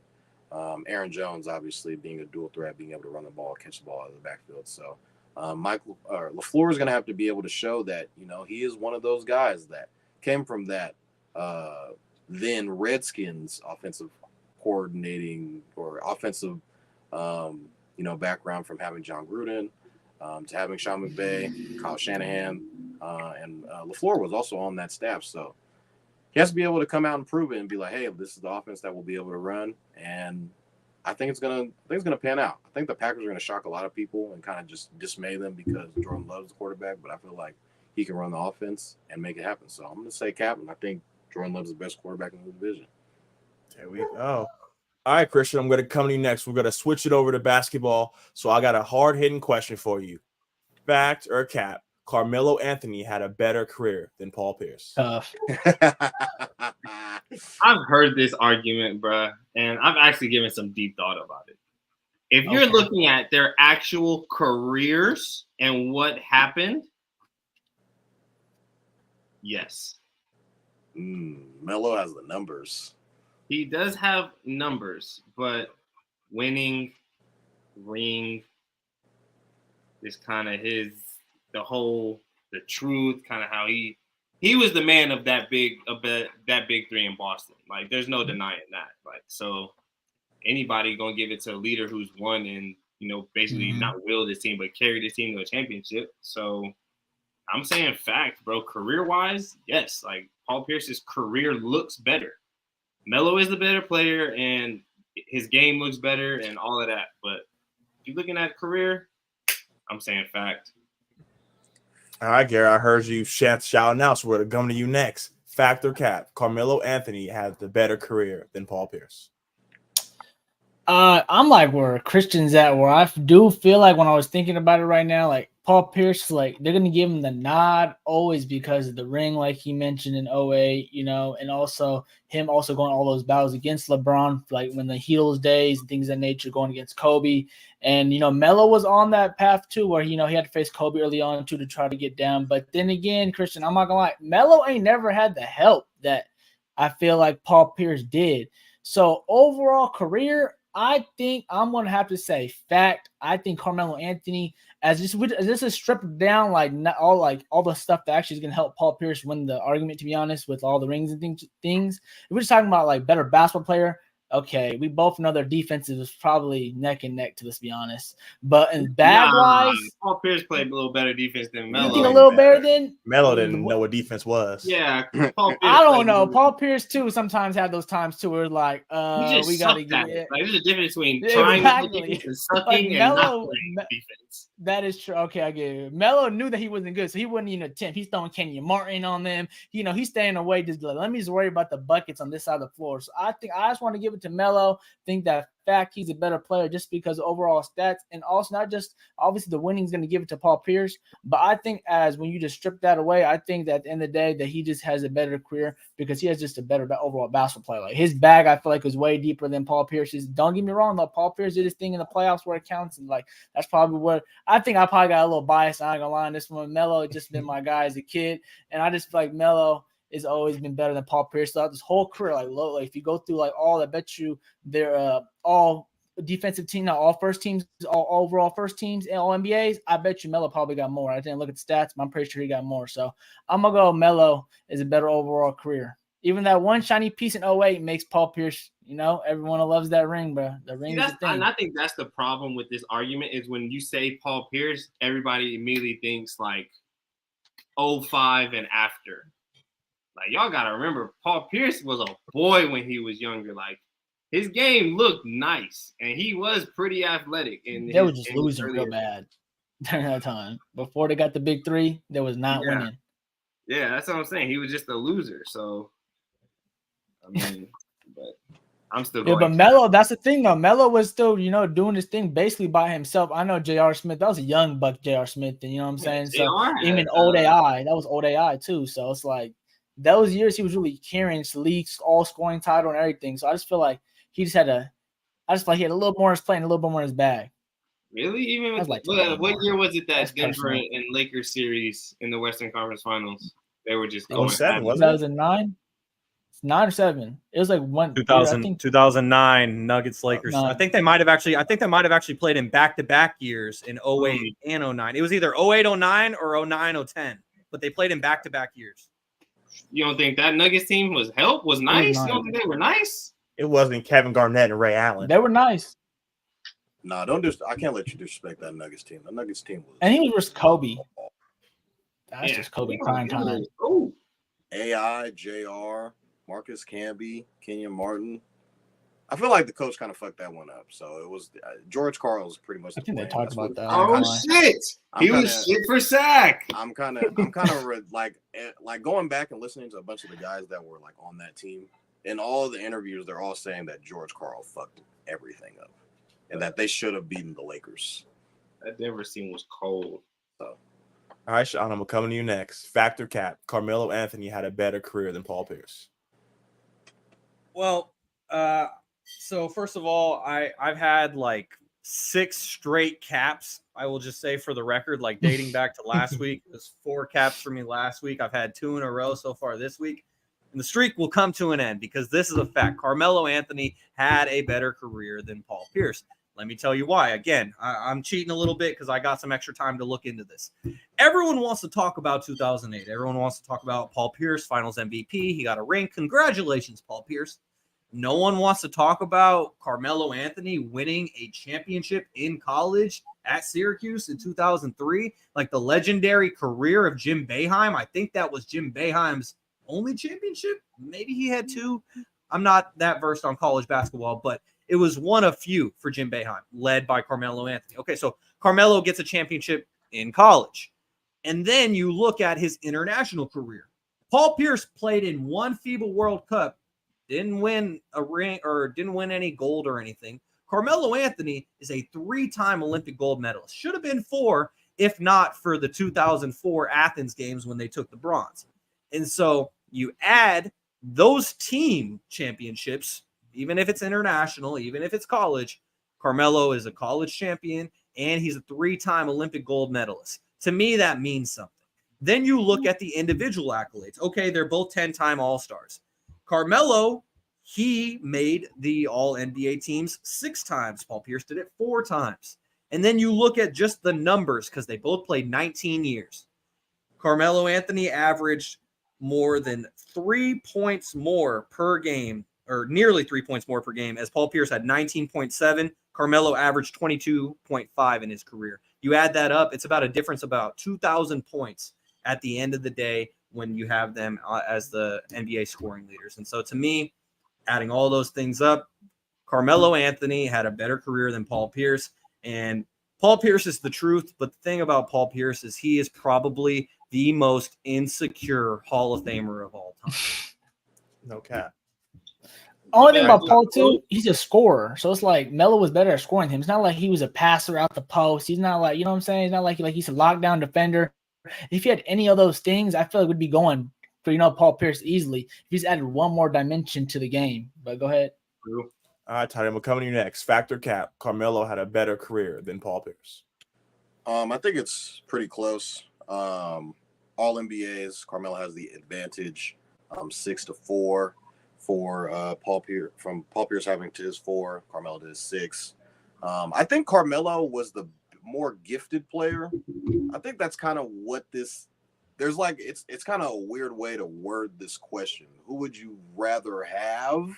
I would probably say Carmelo. Like if you would have put Carmelo on, some of these teams that were kind of formed, like imagine Carmelo on the Heat team. Imagine if Carmelo would have got drafted to Detroit instead of Darko Milicic. We'd probably be talking about him in a different light. It kind of all depends on situation and kind of where you're at. I mean, he ended up going to Denver, and playing with, Allen Iverson, playing with a bunch of just dudes on his team. I feel like if he would have had the right infrastructure there, we'd be talking about a different player. The numbers are kind of close. 10-10 for all-star selections. Carmelo had 28,289 points. Paul Pierce had 26,397 points. A lot of people kind of forget when Paul Pierce, before the Big Three was formed, he was really that guy. Christian kind of already alluded to it. He was averaging like 26 points, 20, 29, 25. He basically was averaging like 26, 27 points in the league. And that's really, really tough to do. If you look at Carmelo's numbers are technically better. He was averaging 26, 28, 22, 28, 22, 28. So Carmelo was definitely a certified bucket getter is pretty much what his stats are saying. I kind of just feel like where the void is felt is, obviously Paul Pierce had to take a back seat to when, KG and Ray Allen came to town, and obviously Rondo was on that team as well. So his numbers ended up going down because, when Kevin Garnett is on your team, a former MVP at that time, you got to kind of take a back seat a little bit. I felt like KG was kind of the driving force of that team. You had to play through KG a little bit, but when it was time for the truth to step up in big time moments, he definitely stepped up. And obviously you're having Ray Allen, one of the best shooters of all time on your team, is going to make your numbers go down. So I'm going to say this is a cap. I think Carmelo is probably the better player, more gifted, more skilled player than Paul Pierce. Probably in that, brother. But I feel like Paul Pierce had a better career because he ended up winning a championship. And his numbers are close. Like the all NBA teams are close. They had the same amount of all-stars. They were both, I think they're both Hall of Fame players in my opinion. But I think as far as career goes, Paul Pierce had a better career. Now, if we're saying who was better, like who would you rather have, it would probably be Carmelo. That's why I ain't gonna lie. But, I kind of did it off that. I think Paul Pierce had the better career in my opinion. Now, if we're talking about Dwayne Wade and Paul Pierce better than Dwayne. Don't even bring that up. Yeah, that wasn't a debate. I know that was a trending topic, but it's not a trending topic. Come on now. It's Wade County. Come on now. That's easy. You was not better than Dwayne Wade. This is coming from a Celtics fan. I forgot. Yeah. I forgot that, guys. I ain't gonna lie. Answering my own question, factor cap, did Carmelo have a better career than Paul Pierce? I'm going to say this is a fact. Like Christian mentioned, when everyone mentions this conversation, they're going to bring up the ring. That's all people care about is rings and what you did in the playoffs. So Shaun had stole all my numbers except these playoff stats. So I'm going to come and give you guys these playoff stats. So Paul Pierce in the playoffs averaged 19 points, 6 boards, and 3 assists to Melo's 24 points, 8 boards, and 3 assists. So when it really, really mattered most. Hold on. Go ahead, CT. How many more games did Paul Pierce play in that playoff season? That's the number I don't got for you. Exactly. He didn't want to bring up this. That's okay. Hey man, numbers don't lie. It's called stats over politics, man. Stats over politics. So I'm bringing these numbers. Melo was the better career. We talked about what he did before and outside of the NBA. Paul Pierce, we really talked about if he was the man on that team and he went in there and averaged 28 points and he already won Finals MVP but took away and there's really no question about it. I think this conversation would be different. But because he had to team up with Kevin Garnett and Ray Allen, and it's looked a lot different because if Melo had those kind of teammates, I think it's a whole different conversation. So I'm going to say this is a fact as well. Situation always matters. He didn't team up with those guys. That team was formed around him. Yeah, they teamed up with him. It wasn't because Paul Pierce didn't go I want to go play with him. It don't matter how it happened. The team was formed around him. So, I mean, that's just – it all depends on situation. Like, Carmelo played with Allen Iverson, Hall of Fame. It's Boston he played with compared J.R. to the Smith. Nuggets. He played with Kenyon Martin, former number 1 overall pick. Chauncey Billups, another Hall of Fame. You ain't named a KG yet. Yeah. because he was. These guys are kind of old too during the time. Come on, I'm now. just saying it's completely different. This is AI, old AI. Chauncey still could get a about to bucket, become a yeah. coach. Yeah, facts. That was And ass. just to answer Christian's question, because I did look it up, and Hell yeah. he had a point here because Paul Pierce, 170 playoff games in his career. Carmelo Anthony, 83. So Alrighty. that's double. I didn't even know he had 83. Yeah. He didn't think he played in the playoffs like that. So One if thing you even go could back- give, if obviously, you go back to most of his playoff games, like Carmelo's playoff games, most of them were in New York, and New York didn't really have another guy that never beat that was Miami. like gonna okay, I need you to go give me 25 a game. Like Melo, everybody knew the ball was going to Carmelo, and Carmelo was gonna get a bucket. So him being in New York and kind of just being the guy to just be able to go get a bucket, he was going to get the ball and he's going to put up stats and he's going to give you 30. He's going to give you 40 in the playoff game. So Stats over politics. He only had 3 playoff runs with the New York Knicks, and he played a combined 21 playoff games with the Knicks of his 83 playoff games in his career. So that was only a quarter. I'm not gonna lie, I just thought about it right now. I really can't think of a big Melo playoff game. Paul Pierce, I know I had 07 or 08 and Yes. or 08 and 09 or 09 and 010. One of those Lakers, years. Lakers. Yeah. He's got a couple though. That's it. I just And, overall player. So man. let's just go back in line because everybody might get misconstrued. So Kev, you're saying that's a fact. Shaun, you said it was a fact. Gary, did you say it was a fact? Yeah, I think in fact he's a better player. CT, you said it was a fact or you said it was cap? This is cap. Okay. Paul Pierce had a better career than Carmelo Anthony. I said it was cap. So And the last thing I will add, because Gary said something that I wanted to follow up on when Gary mentioned that Carmelo didn't have the help. Carmelo didn't want the help because Carmelo wanted to get paid. Carmelo could have taken that Chris Bosh. You wear that jersey right now very proudly, Gary. Carmelo could have been that third man. He could have had that Chris Bosh role, but he didn't want that. He didn't want to take that pay cut. He could have played with D-Rose. Play with D-Rose. He had the opportunities. Didn't he just come out and say he regrets not leaving earlier or something like that? Not going somewhere? Because everybody was signing 3-year deals. Melo was signing LeBron started it. He signed to 5 and 4-year deals because he wanted to get paid. But LeBron and all those guys can't blame the man. 3-year deals and kind of just being like, all right, we could kind of, it was crazy. Yeah. Papa Dent knows what the hell he's talking about. The truth was crazy back in the day. I'm telling you, man. Yeah, for our audio-only listeners, we officially have a tie as Kevin Dent Sr. has voiced his opinion. He says, Cap, the truth was legit. So we're deadlocked. 3-3. It's a tie. I just feel like if the question was Kev got to worded, change his answer. Daddy said so. All right, so now since you disrespect me, it's actually fact. We've taken it home. Fact is taking it home. Fact. It's Kevin's gonna act like Kevin's gonna act like that wasn't from 15 minutes ago. If the question was, who would you rather? She didn't know football, so it was definitely for basketball. If the question was, who would you rather have? I think universally all Hoopers think that Carmelo Anthony is better than Paul Pierce. He's got a bigger bag. The way that the question is worded is career-wise. We're just going off stats, numbers, all NBAs, All-Star games, points scored, and winning. And Paul Pierce pretty much did all of the scoring and he won at the same time. So, I mean, if Melo had, exactly. If Melo, Papa Dent says, if Melo had better stats because he had the least help. So, I mean, if Melo, I kind of already mentioned this already. If Melo was drafted by the Pistons instead of Darko Milicic, we'd be talking about Carmelo probably having. Who knows? Because it'd be hard for him to start with the guys that had on that Piston team that are rookie, to be honest. Oh! It would have been tough for him to. I feel like just start. They were talking about that on that team too. They were just talking about that how it would have been pretty tough for him to hop in. Shaun or Rip as a rookie. Rip would have moved to the 2 or the 3, and Melo would have played the 3 or the 4. Tayshaun coming off the bench. Rookie Melo is not touching the 4. I was going to say, they were talking about that. I remember them talking about that. They were like, this rookie, it would have been hard just because it would have been rookie Melo. Maybe the next year, for sure. Christian, you're right. The next year, he would have took over. They would have gave him the reins. About the time when Carmelo was coming out. This is 03. So this is when it was LeBron, D-Wade. But what Carmelo, no rookie comes Carmelo in and does was crazy stuff. One of the best players, he was supposed to be that dude, coming out of college, besides obviously LeBron. But I mean, like, Carmelo was definitely one of the top prospects coming out of that draft class. Oh, and he was supposed to be that guy. And also D-Wade was in that draft class too.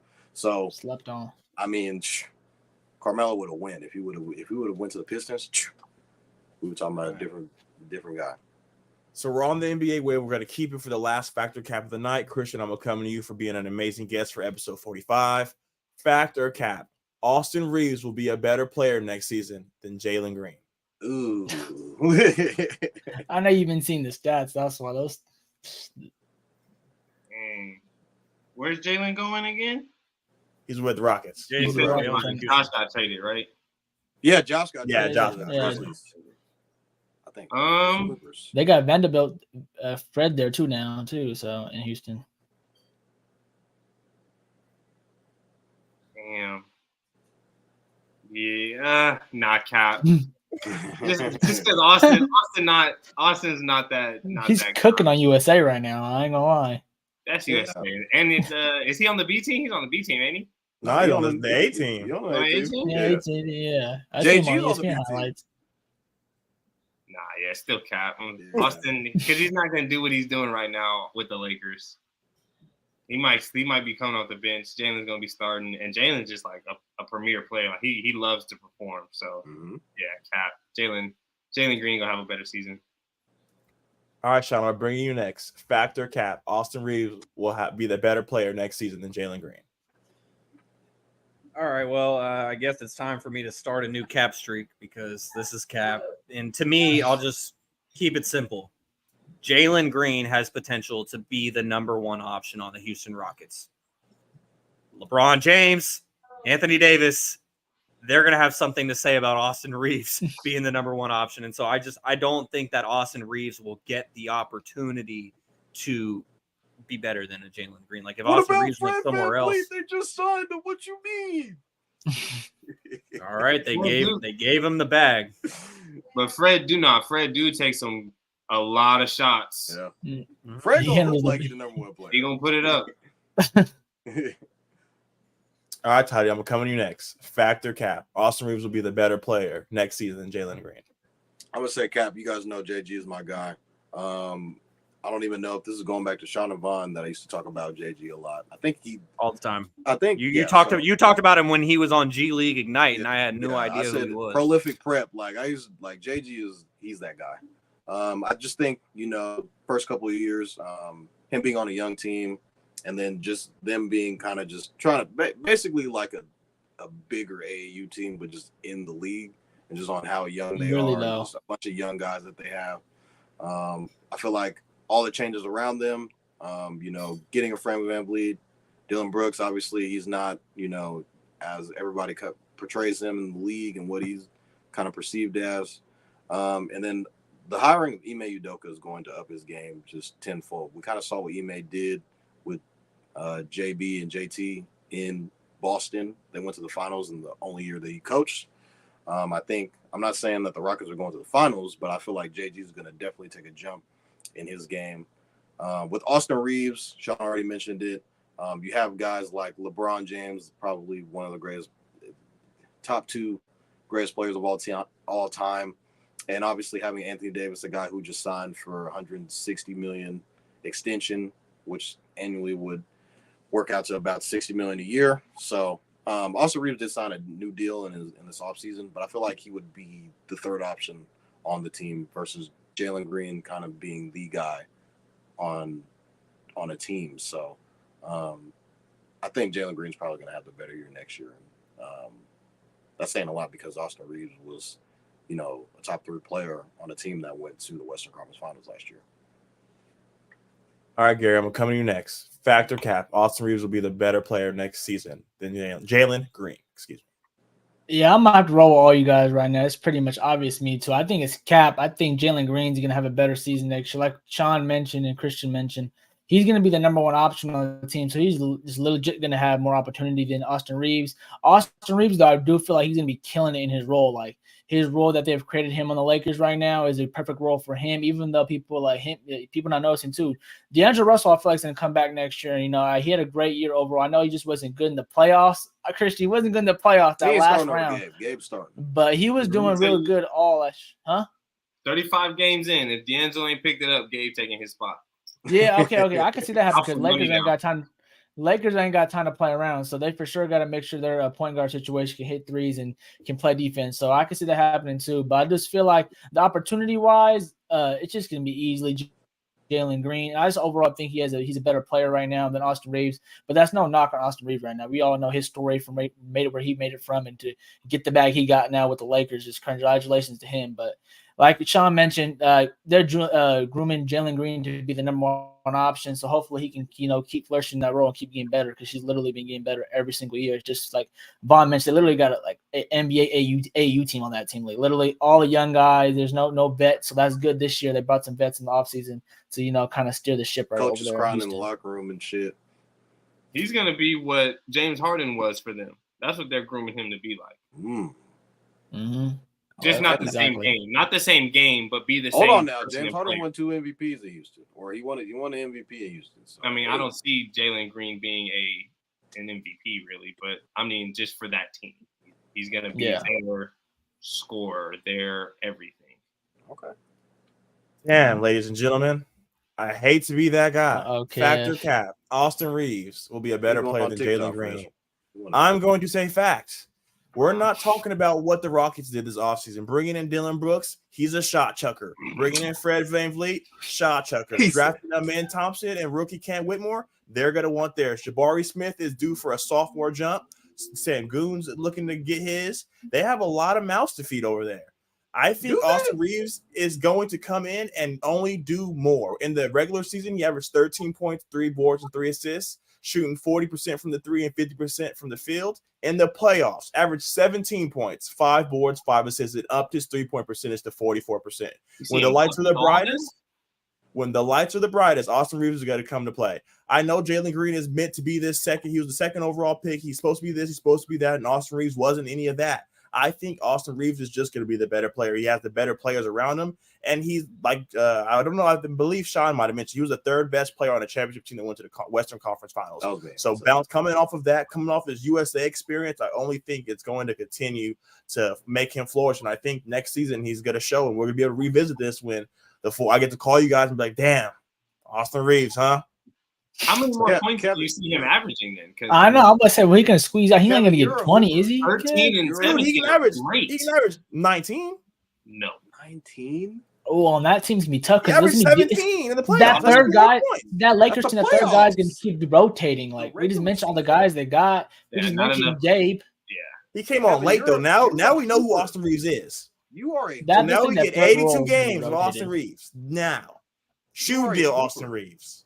Okay. You see them things sold out in seconds? Yeah, they sold out. Hey, man, Austin Reeves play in LA, baby. He's a Laker. What you expect? LA gonna get it done. Man. You know Jalen Green is better than Austin Reeves. You know that. You're a but next season, bro, I'm telling you, Houston got a lot of mouths to feed. You are a basketball player. Situation matters, man. Situation matters. Situation does matter. We just talked about it. This is gonna age like wine, and I cannot wait. Hey, Christian, before you get out of here, this is kind of a new thing that we're kind of trying to start here on the podcast, taking a page out of the All the Smoke podcast. Somebody that who's somebody you would like to see on the Stats Over Politics podcast program?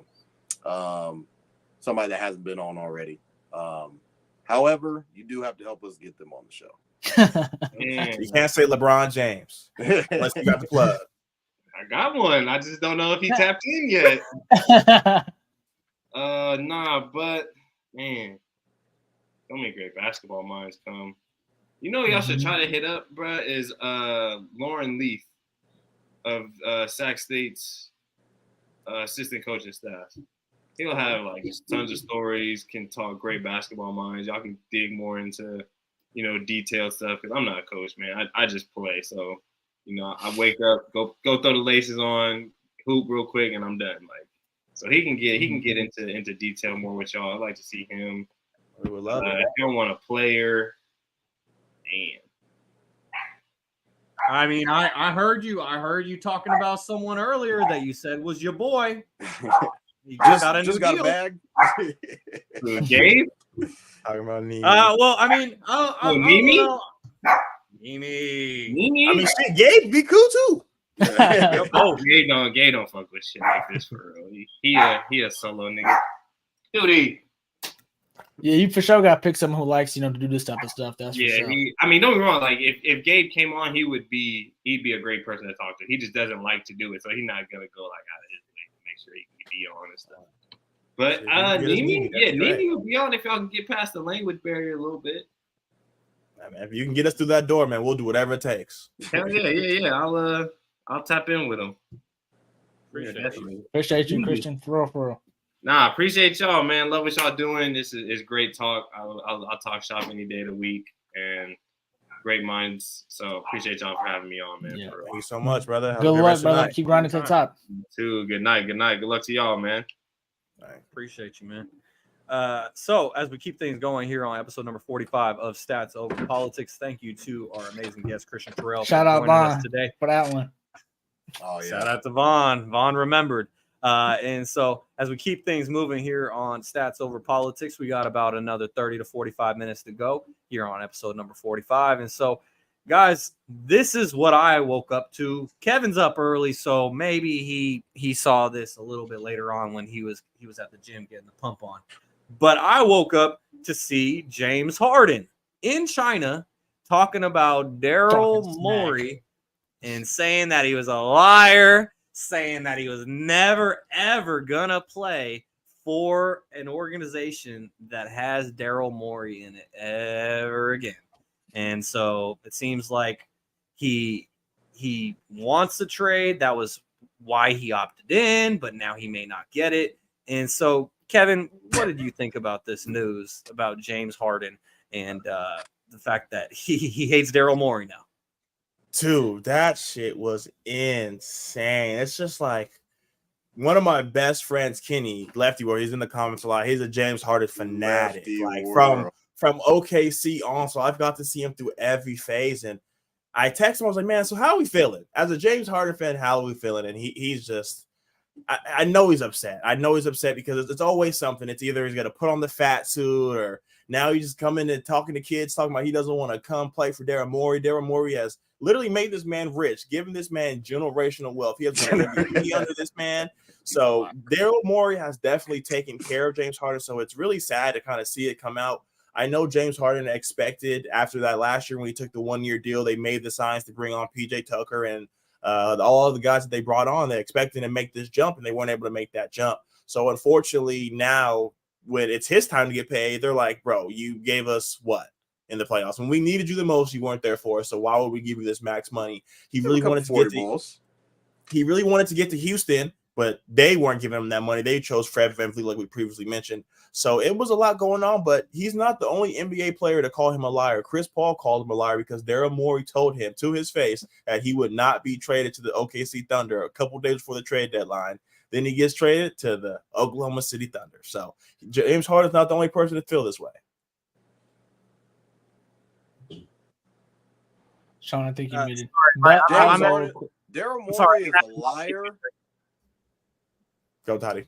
He is a liar, apparently, according to.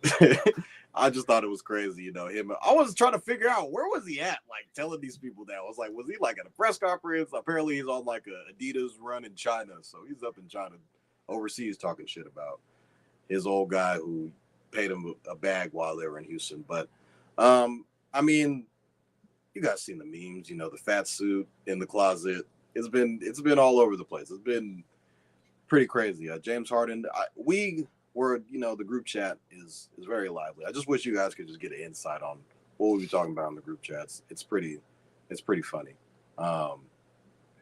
As kind of like when James Harden was a guy that, Daryl Morey brought to pair with Joel Embiid. So it was kind of just like, all right, this is the guy that we think we can win a championship with. I think injuries definitely play a factor in Harden kind of being, not as explosive as he was, because I think that, him being in Brooklyn, he kind of lost a step in the playoffs when he injured his hamstring and was basically a pedestrian.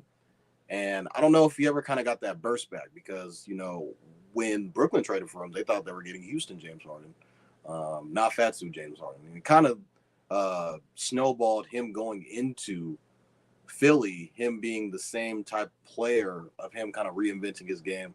Still can kind of get a bucket. I mean, James Harden is still going to be able to get a bucket whenever he pleases, but I feel like he's a little bit more passive now, him being in Philly and having a guy like Tyrese Maxey who can I'm going to just blow by you with my quick first step, and him being the younger guy. And Philly's probably not afraid to kind of pivot. If James Harden's going to be like, all right, like I'm just not going to play, they're going to probably lean on Tyrese Maxey a little bit more. We'll probably see a jump from him. But I wasn't surprised that Harden kind of came out and said all this stuff about Daryl Morey. Him kind of saying Daryl Morey was lying was a little bit over the top. But I kind of knew when they ended trade talks with the Clippers that I was like, oh yeah, he ain't going. Training camp, all of that, he ain't going. So, I mean, is Daryl Morey going to play the long game? We kind of saw that when they traded Ben Simmons away. Is he just not going to play? Is he going to sit out? What happens now? Is James Harden going to just sit there and just not be active and still working out? Is he going to be in the fast food still? I don't know. Getting fine. Or is he still going to continue to work out and kind of just stay ready for whenever it's time for him to go play? So yeah, I knew that he's not going to play, but it's just like what's next for him? Especially given the Ben Simmons saga that you mentioned, that's what makes this so interesting, is that we've seen a history from Daryl Morey that he's willing to do that, and he has patience. And Christian, I apologize. Toddy got a little excited because he wanted to make sure that we were respectful of your time, but Christian is rolling with us for the entire episode. We appreciate being here with us, Christian. Oh, yo, he locked in. Let's go. I don't got shit to do, dog. I'm at the house chilling. I was gonna say, he was like, I text. I was like, that's him texting. This shit's crazy. Like, he probably want to talk about this. Hold on. Yeah, I looked up and I was like, damn, am I back on this? Oh shit. Yeah, I saw you like on the producer side. I saw you still there at the bottom, so I was like, hey, let's bring him back in. And so you were telling us in the private chat that shit was crazy. So tell us more. What do you think about this? Y'all know he said that at a kids camp, bro. Like, yeah. Who's even crazier, bro? He's telling the youth. None of these kids understand what the fuck you're saying, bro. I know it's in China, right? Yeah, like they're just okay. Yeah. Cool, sign my shoe, nigga. Like, I don't care, man. What are you talking about? That shit was, like, why are you saying this right now, bro? Like, it just to show you the type of players these dudes are, bro. Like, he could have easily said that shit on ESPN, Sports Center, on anything like that, but he chose to do it in that way. Like, it shows you how like the trend of these players these days. It's crazy. Mm-hmm. You think that's a good look or a bad look, Christian? Like, what do you think about that? You know what I'm saying? Like, we were kind of talking about it at our workout this morning, and I mean, it's just a bad look overall. Like, you're bad-mouthing somebody who got pulled in the league. Like, it ultimately signs paychecks. Mm-hmm. Like, so, to badmouth somebody who can put you in a position to become whatever. He's already a multimillionaire, but to make even more money, like, that's just something you don't do. It's not professional, like kind of I was talking about earlier, but it's not professional. Yeah. It's not how you conduct yourself, but I guess he thought he was cool. He was in China. He probably was drinking, was out, was like, I'm going to just come in, do my little whatever, and be out. So I don't know what dude was on. What do you feel like, as far as – oh, my fault, Shaun. No, go ahead. Just guys like – Austin Rivers kind of said it a little bit on his podcast, just talking about guys demanding trades after signing contracts to certain places, like certain specific places. It's not like, all right, here's a list of teams. It's more just like, all right, cool. Like, I want to go here and nowhere else, but I have X amount of years on my contract that I just signed. So yeah, I'm not a fan of the requesting trade, especially after you're locked into a contract. Like if you're a year, 2 years in on your contract, like that's dumb, bro. Like what can happen in a year? But definitely towards the end of your contract, I don't got a problem with demanding a trade. Now, demanding a trade to a specific team, that's a little shaky. I don't know how that like. I kind of feel like that's the Same competitive nature. Yeah, that's the competitive nature, like kind of being taken out of the game. So you just, I That's mean, true. but it's all about money, so I understand it. But yeah, I'm not a fan of none of that. But yeah, you demand a trade if you want to. If you're not happy somewhere, change it. Gary, before And you I also get your notice thoughts, too, only the. But I'm sorry. no, you're good. Well, I was just gonna say that I wanted to say real quickly something that I thought was interesting about James Harden deciding to do that in China. Just speaking to a bunch of kids, as Christian said, is everyone remembers Daryl Morey kind of had some controversy back in like 2019 when In China. when he sent out that tweet that said "Fight for freedom, stand with Hong Kong" when all the protests were going on over there, and so the fact that James Harden like made that speech in China after Daryl Morey's history with China, I thought That's just the level of pettiness of this league is just it's too high right now, brother. Let's get back to hoop. Man, Straight up. exactly. So Gary, let's hear what you had to say about that. Sorry for jumping in too much. No, you're all good, Shaun. That was a good point to like, bring back, to be honest with you, because he's probably thinking like, yeah, these guys probably hate Daryl Morey so just like me. So let me just say it with all these kids real quick. But oh man, the couple things that went across my mind really is like, it's kind of sucks. I just think I don't know about y'all. I thought about Joel Embiid right instantly. Like, bro, he's like MVP in this league. They got so many good pieces on this team. Like I think I mentioned earlier, I really wanted James Harden to thug it out. I was happy like he signed a 1-year deal. Not signed a 1 year. He re-signed for his last year. I kind of wanted to thug it out and try to get a chance for a ring again. You know, you're in a good system with just a good team that's been knocking on the door every year. Like the first year you traded midway, so you know you really didn't get your feet wet last year. You had some good moments with the team, like Kev mentioned, or I think Von mentioned earlier. He dropped like a 40 piece in the playoffs when I think Joel was missing one of those games. So he had a good season. I know it's not James Harden Rockets type season, but he can still be a very valuable player to his league. So I understand why Daryl Morey is not trading him the way he wants to trade him or where he wants to trade him to the Clippers. Because first of all, Clippers don't really got much to give what they need in 76ersville. So it kind of makes sense what they're doing here.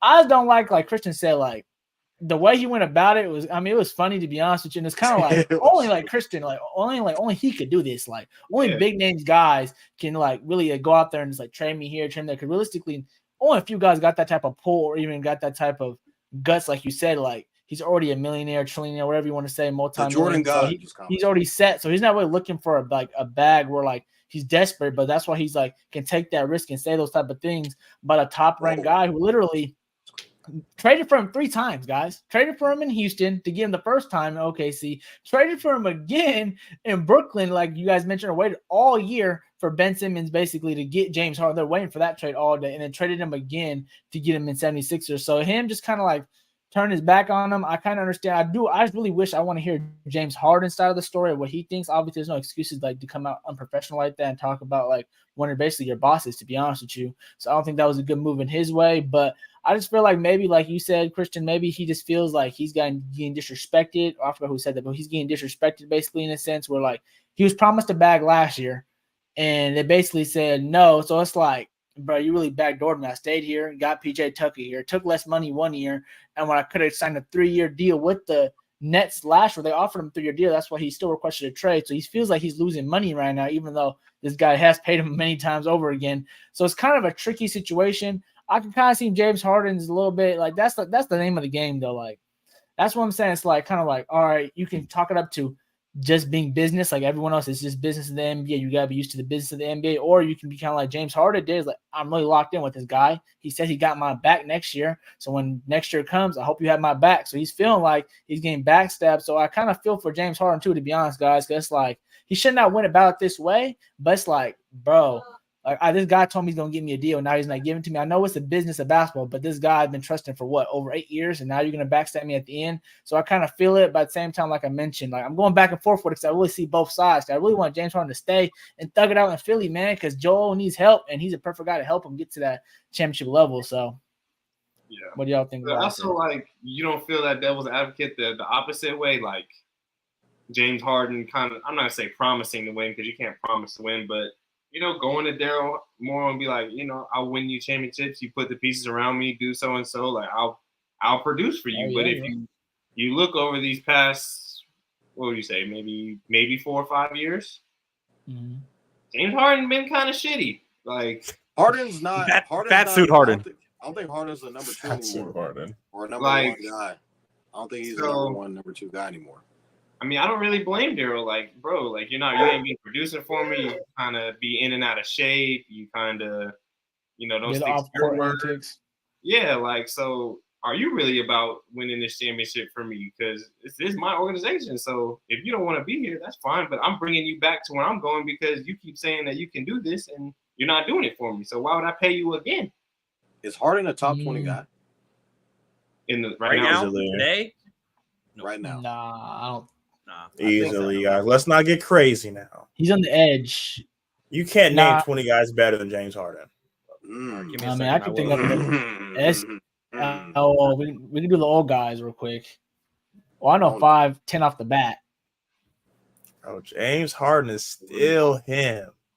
He's still him, Kev. I believe he's still him. Like, you can't not. drop 40 in the playoffs and not be him up there. Christian, you 21, count them 11, down right now. 7? You give us the names, or we can start counting them down.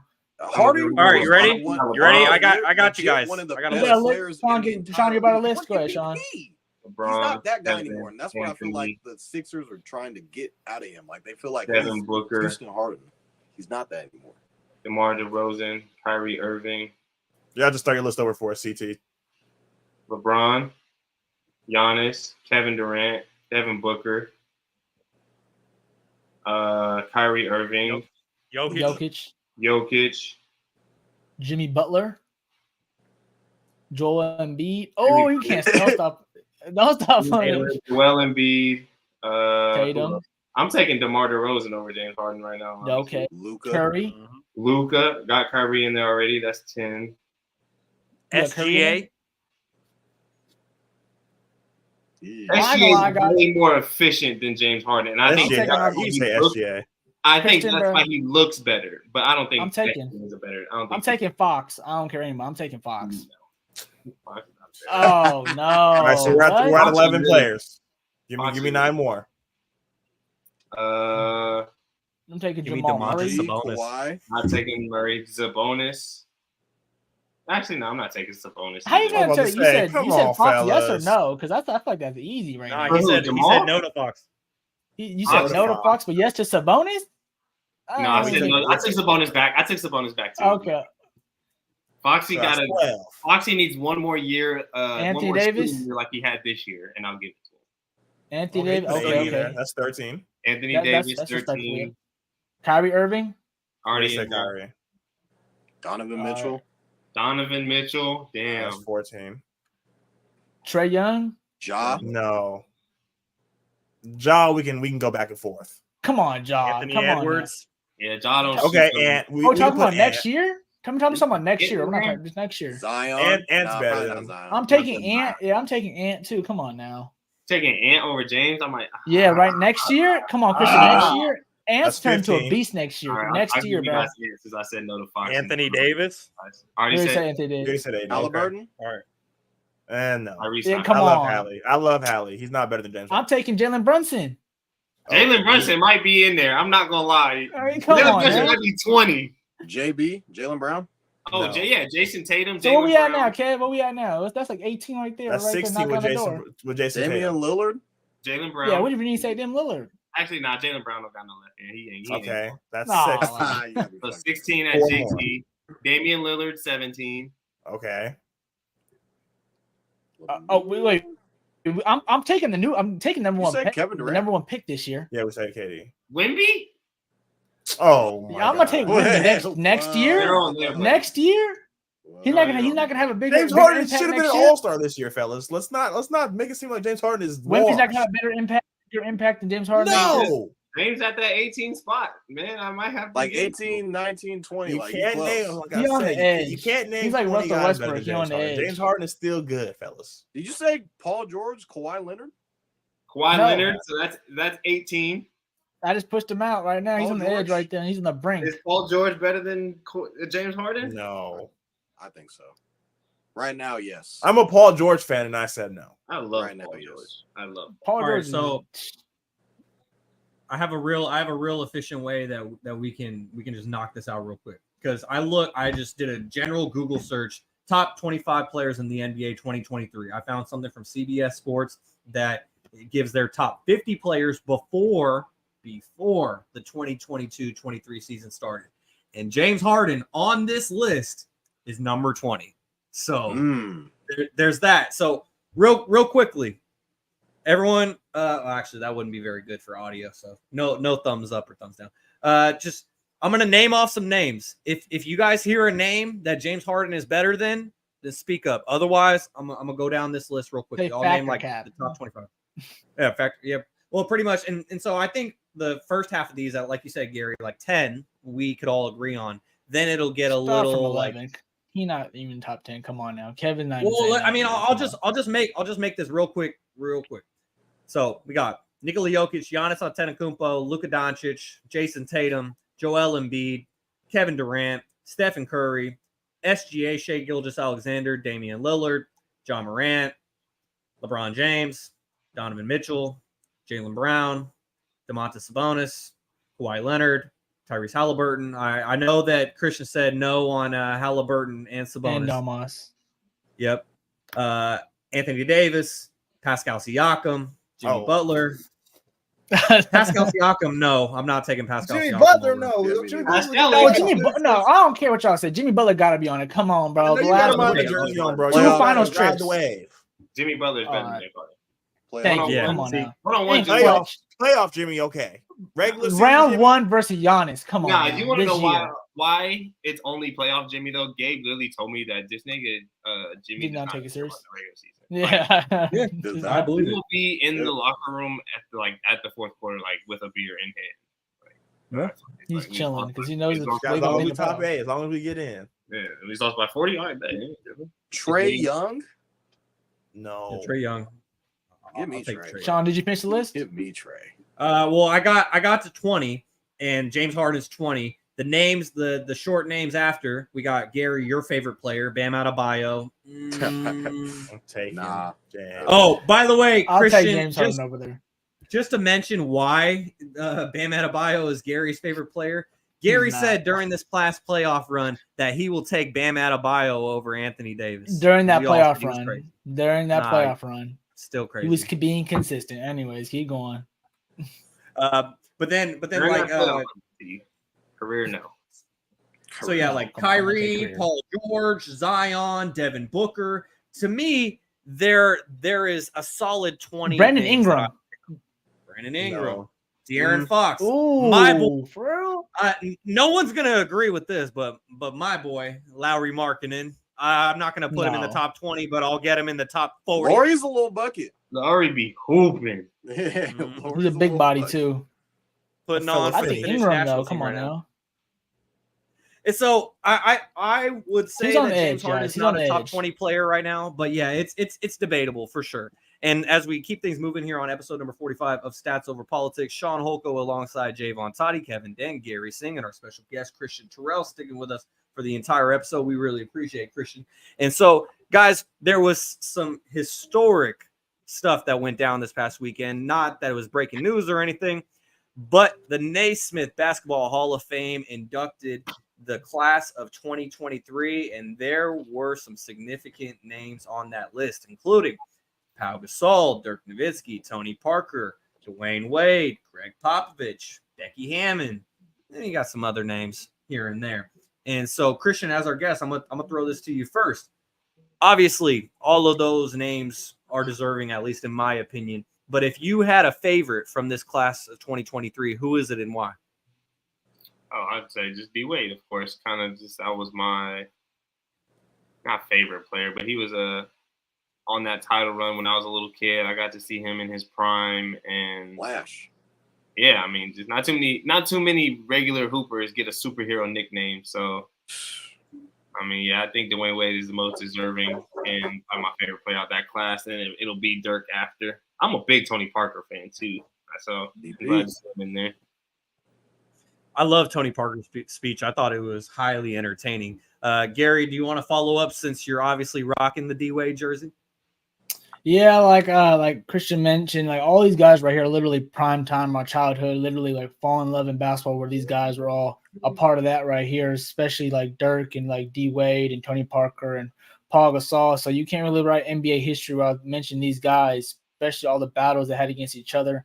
I wore the D Wade jersey as a kid, one of the first players I fell in love with watching basketball, especially when him and LeBron teamed up. That was like that was, either you hated that team or you loved that team, and I loved that team. Just watching on the lives, they would do crazy things with him and LeBron, and just him like in that 06 series, just carrying a team. You know, him talking about in the speech, Shaq giving the reins, and him just taking over in the finals, putting up numbers that people haven't seen since Michael Jordan was in the finals. So him just having that early run just made everyone a fan of him, and having a whole county. Everyone knows when you go to Miami, that's Wade County. That's his area. That's his place.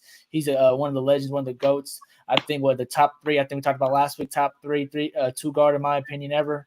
So I feel like Dwayne Wade was, the headliner of this, but all these guys just earned just nothing but praise. It was really cool to see all these guys' stories. They thank everybody and things of that nature. So it's always cool just to see them just show love to all their families and all the people that sacrificed for them to get to the spot they are today. So shout out to the Hall of Fame class. Just every class I feel like gets better and better every year. It's hard to say what's the best class, but man, this one right here is top ranked. You got one of the best coaches ever too in it. So is it crazy Pop getting inducted while still coaching? Bro, I thought about that when I saw right? that list. Like, damn.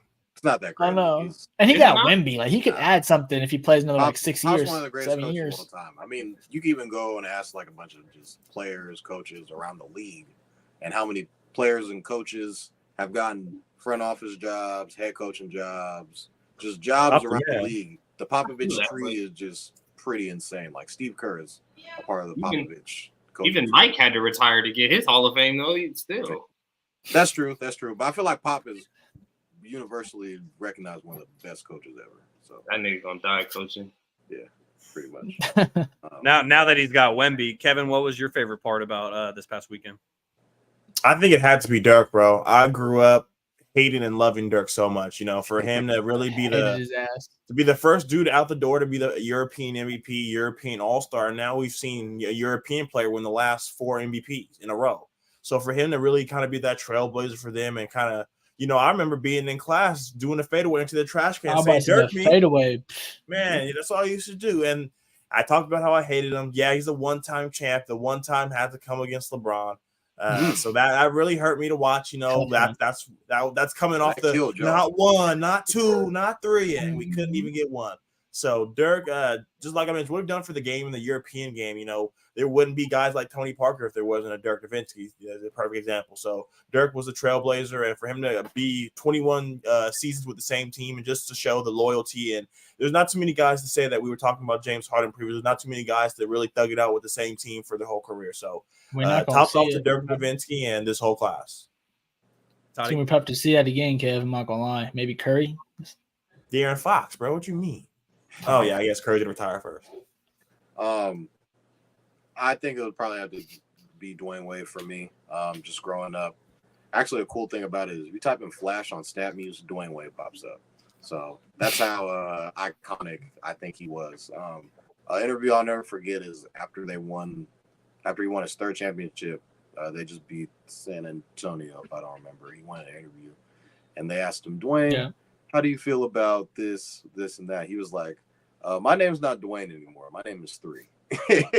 And then somebody asked him Dwayne, and then he was like, I don't know who that is. And then somebody said 3, and he goes, yes. I thought that was just one of the coolest things ever that I'll never probably forget. But D-Wade is probably just going to go down as probably one of the greatest shooting guards of all time. Obviously, you have Mike and Kobe Bryant, but I feel like Dwayne Wade is definitely a part of that conversation. He's part of one of the best shooting guards ever. Just that year that he had with Shaq, when Shaq ended up coming to Miami, and D-Wade just went nuclear in the finals. I think he averaged like 36 in the finals. It was just insane. Like, I just remember he was just unstoppable. He was literally Flash.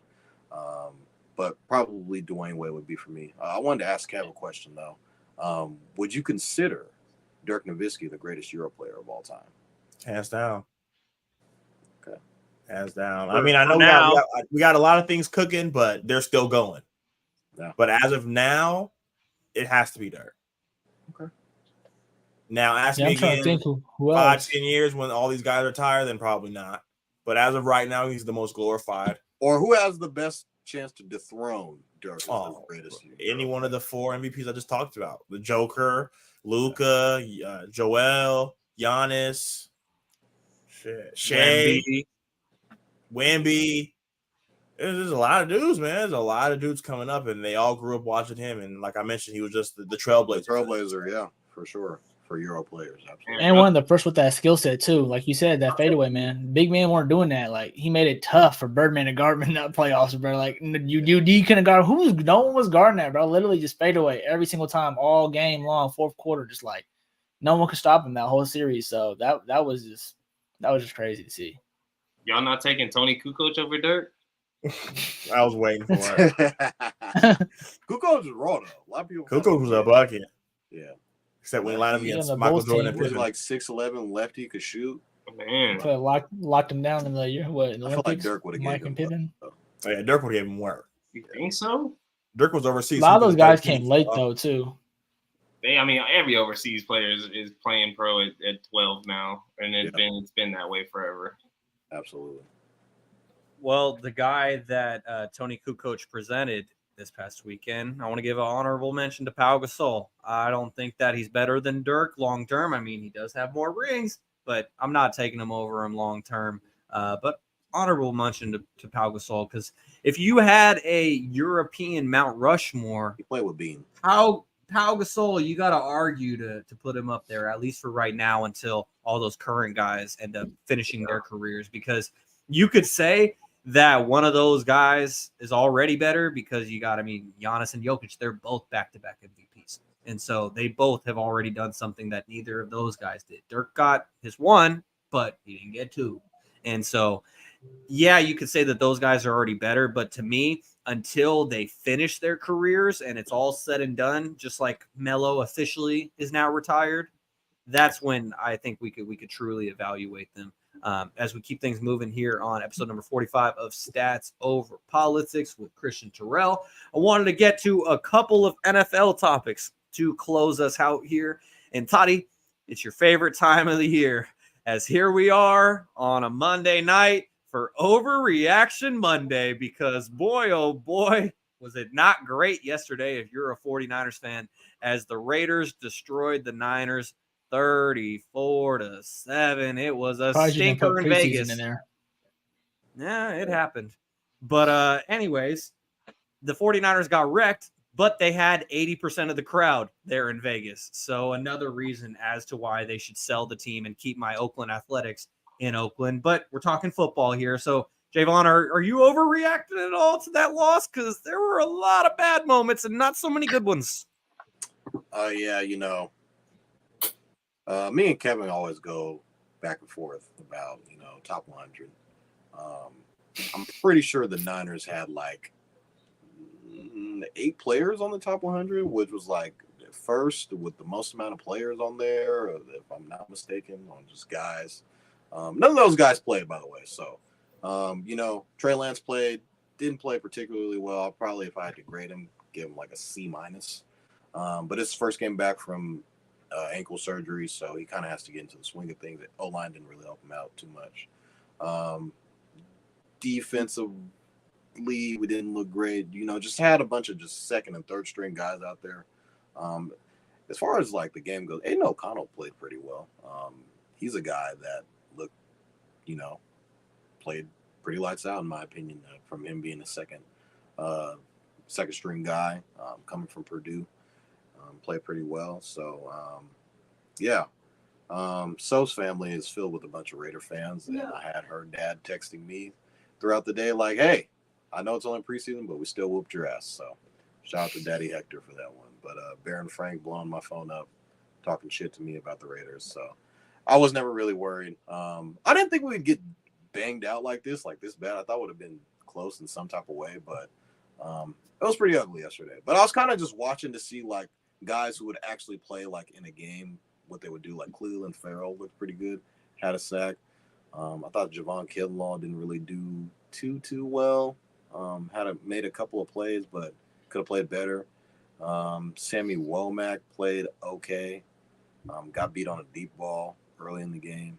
Ambry Thomas played okay, pretty well. And he's a guy that I've been attacking several times, with the exception of the interception, game-sealing interception that he had to send us to the playoffs. Ultimately, he's kind of just had an up-and-down career with the 49ers. He's been a guy I've been attacking. He played okay. The Ronnie Bell looked okay, I thought, in my opinion. 7th round pick that we had. Toddy's preseason, bro. Come on. Yeah, so Ronnie Bell. Come on, brother. Didn't Y'all got whacked in preseason. Didn't the Niners not even have like a majority of their main guys playing? yeah, that's why. No. Yeah, you know, all the top 100 Ain't no- players. Trey were Lance out. played though, and All the top and 100 players didn't play. We heard you the first time, Toddy. It is what it is. So the one thing We got I will smacked. say as that happened. The score is what the score is. Looked like the Yeah, NFC the one- Championship game, huh, Kevin? We whooped that ass for real, for real. Okay. Toddy, we're done with that. It's a new season. Move on. And so, like, the one thing I will say about the 49ers is that I was very discouraged with what I saw from Trey Lance.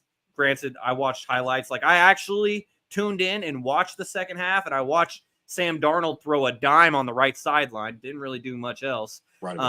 And yeah, and the Michigan thing now. about Trey Lance is that he had a touchdown pass in this game, and the touchdown Ah. pass clearly should have been an interception, but the Niners just got lucky, and it was a tip ball. Ross Dwelly, shout out Oak Ridge High School, he dove and got it, and that was Trey Lance's touchdown pass. And so it's preseason. It's really hard not to overreact, but I'm gonna take some deep breaths. We're good.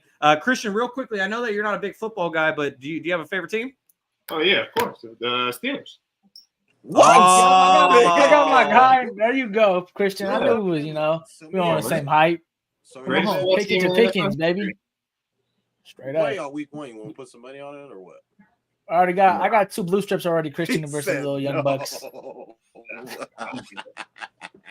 At least he- All right, guys. Well, let's keep it moving because I know Kevin and Gary don't got shit to say Whoa, about the whoa, Niners. whoa. Or See, at I least got one anything thing to that's say. positive. I got one thing to say, man.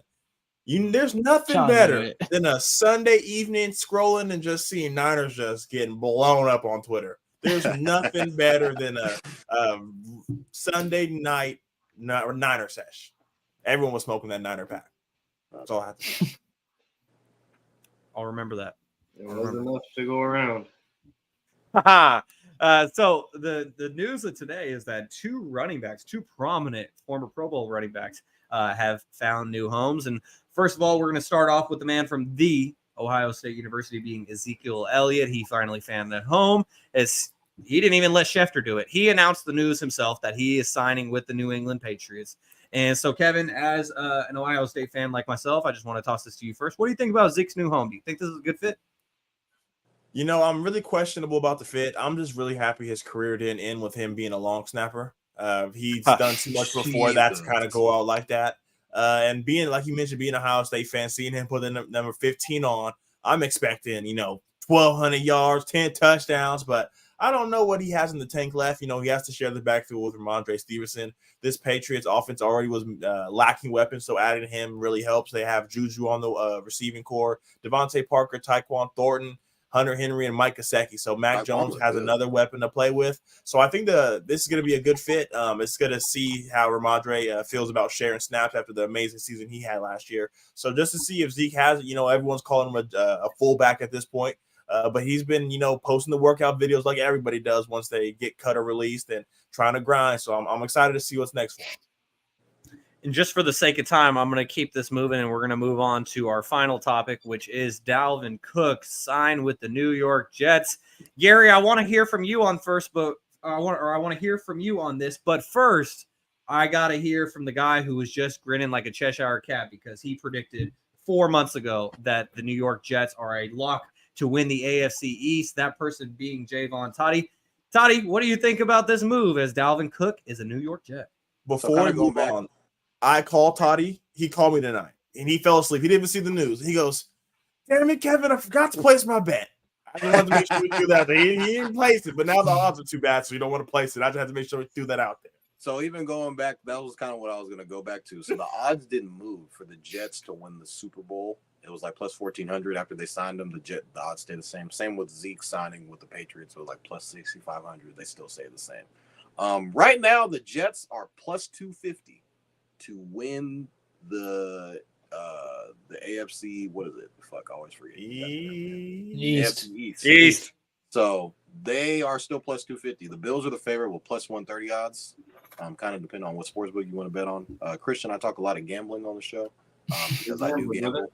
And, he probably got the first glimpse of it when I asked him to put some money on the Steelers. He's not a smart bet, man, but he'll bet. So, no, I think this is you're getting the top 5 back. Kevin might not believe so. Me and Shaun have kind of gone back and forth with Kevin, thinking that Dalvin Cook's top 5 back.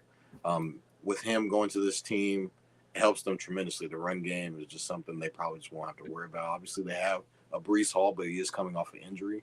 I think Dalvin Cook can definitely add to the element that the Jets already have. I mean, they have a Garrett Wilson, who was Offensive Rookie of the Year. They don't really have another receiver. We'll kind of see who will be that second kind of receiver when Aaron Rodgers starts getting out there and developing a relationship on the field with these guys. But Garrett Wilson and Dalvin Cook kind of being there, I think Garrett Wilson will definitely see a lot more kind of open up for him because, defenses are going to try and stack the box against Dalvin Cook. So that might open up a lot for him. And, yeah, man, plus 250. You got to get it while it's hot. Got to get it while it's hot. Christian, you guys think any of this news about Dalvin Cook or Zeke signing? Actually, Zeke shocked me. Just I was at my workout. That was like the first thing I seen when I opened my phone. I was like, damn, Zeke going to Patriots. Going to the Patriots? Like, I just didn't know he'd been in limbo for so long. I don't really keep up with Zeke too much, but I think I like it. I think he's a little, like you said, he's a little too late in his career to really make as much of a difference as he did in Dallas. But I still think it's a solid pickup for them, and I think they'll do good. And actually, Shaun, you mentioned earlier, I don't sleep on that Mac Jones Juju connection. And I think last year was his first year, right? With the Patriots, the first full year. What? Yeah. His first. They hate Juju, Christian. They hate Juju. He's a Steeler. That's why. Why y'all hate him? He was a. I hate him. Kevin stole a ring from me. Fuck the Steelers shit about the Eagles. He was a top 3 receiver coming out of Pittsburgh. Like, yeah. Just give him a little more time in a new system. I guarantee you, Juju. USC guy, by the way. Don't sleep on that. They're not going to do anything crazy, phenomenal, but don't sleep on it. They'll be great. I do think that he will be a solid receiver when it comes to my fantasy team. I don't know if I'm going to take him in the top 10 or anything. To answer your question, Christian, he spent last year with the Kansas City Chiefs. This is going to be his first. This is going to be his first full year. Oh, yeah. Yeah, this will be the first full season. Going to be pretty solid. I saw that. I think. Kev, is Juju the number 1 receiver on this team? I guess we're comparing shit to shitter. I mean, you have Juju, you have Devontae Parker, you have Tyquan Thornton. I guess Devontae Parker is probably number 1 receiver. A lot of people, I think Tyquan Thornton might have a. Juju just got back playing with Mahomes. He's probably gonna be the number 1 option. I don't know. It ain't Mahomes throwing to him no more. McCorkle. Hey, you know who I think is the number 1 wide receiver for the New England Patriots, and Jaevon's gonna love this name. Kendrick Bourne. Shout out KB. He's still out there. Former Niner, so Jaevon and I we gotta highlight our guy.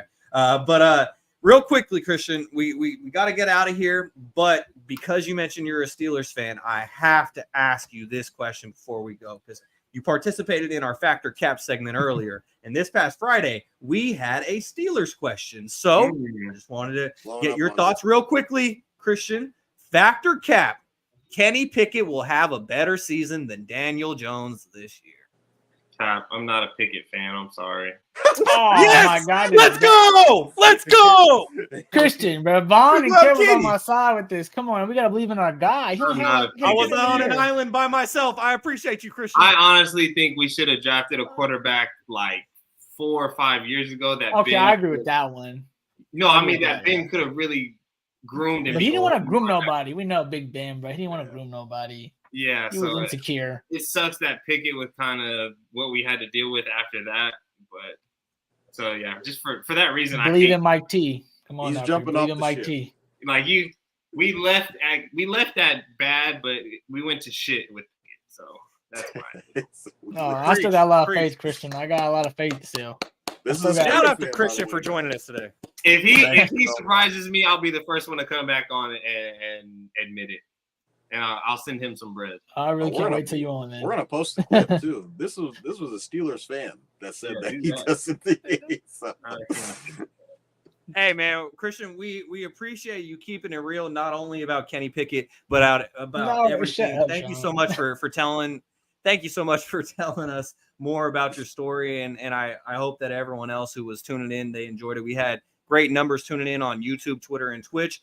Christian, you bring the audience. We appreciate you, and just thank you so much for your time and for joining us today. Nah, man. Once again, thank y'all for having me, man. It's a blessing. Love being on. Appreciate you, brother. It was fun. Yes, Hold sir. on, Bob. Before we get out of here, we gotta talk about Christian's dad and his huge Jordan collection and how crazy it is and how I don't know if I want to talk about that, bro. It's just shoes. He it's has, crazy. he has a sick collection, yeah, but at the end of the day, they're just shoes. He wears them. I wear them. That's all it is, man. It was You got like cool. over 100 or something? What's the number at? You know the number It's at up there. least? I mean, the last time we counted, we were like 670. Oh, damn. Y'all could trade that in and get you a couple cars. Yeah, so he probably done upped it by like 150, 200 now. Oh yeah, he's up Okay. there. He on that PJ Tucker line. I think PJ Tucker somewhere up to like a couple thousand. He took probably got 1,000 shoes. My brother lived with me, and he renovated my brother's room because it's a little bigger than what his shoe room was, and he made my brother's old bedroom his shoe room. Shoe can't room. come back, Got huh? a lot of shoes. You do need a lot. That's awesome. And before we go completely, I got to highlight one more YouTube comment. Shout out to my guy, Bob. He says, Oh my Pickett is God. cool, but Daniel Jones has Brian Dable. That's exactly what I said on Friday. Appreciate you, Bob. Kenny Pickett All right, got Rob. goblins. Well, Steelers. yeah, his name is Robert, but he goes by Bob. So Oh. shout out to Bob. Anyways, that does it for episode number 45 of Stats Over Politics. Make sure to give us a like on YouTube. It really helps us grow. And if you enjoy the show, hit subscribe to get notifications when we go live, just in case if we have a bonus episode, just like we did this past Friday. You can follow us on Instagram and TikTok at Stats Over Politics and on Twitter at Stats or Politics. See all the great content that Kevin's putting out there. You can subscribe, rate, and review on all podcast platforms. And if you're enjoying the show, give us 5 stars. We'd really appreciate it. As you have been tuned into episode number 45 of Stats Over Politics, for Jaevon, Toddy, Kevin Dent, Gary Singh, and our special guest, Christian Terrell, I'm Shaun Holko. Thank you for tuning in. And just a quick programming note, I'm going to be out for the next couple of weeks. School year starting. I work in Woodland. I got to cover a couple volleyball games coming up. So my guys, they're going to hold it down. I'll be tuning in later on. And I'll catch you all in a couple of weeks here on Stats Over Politics. Peace.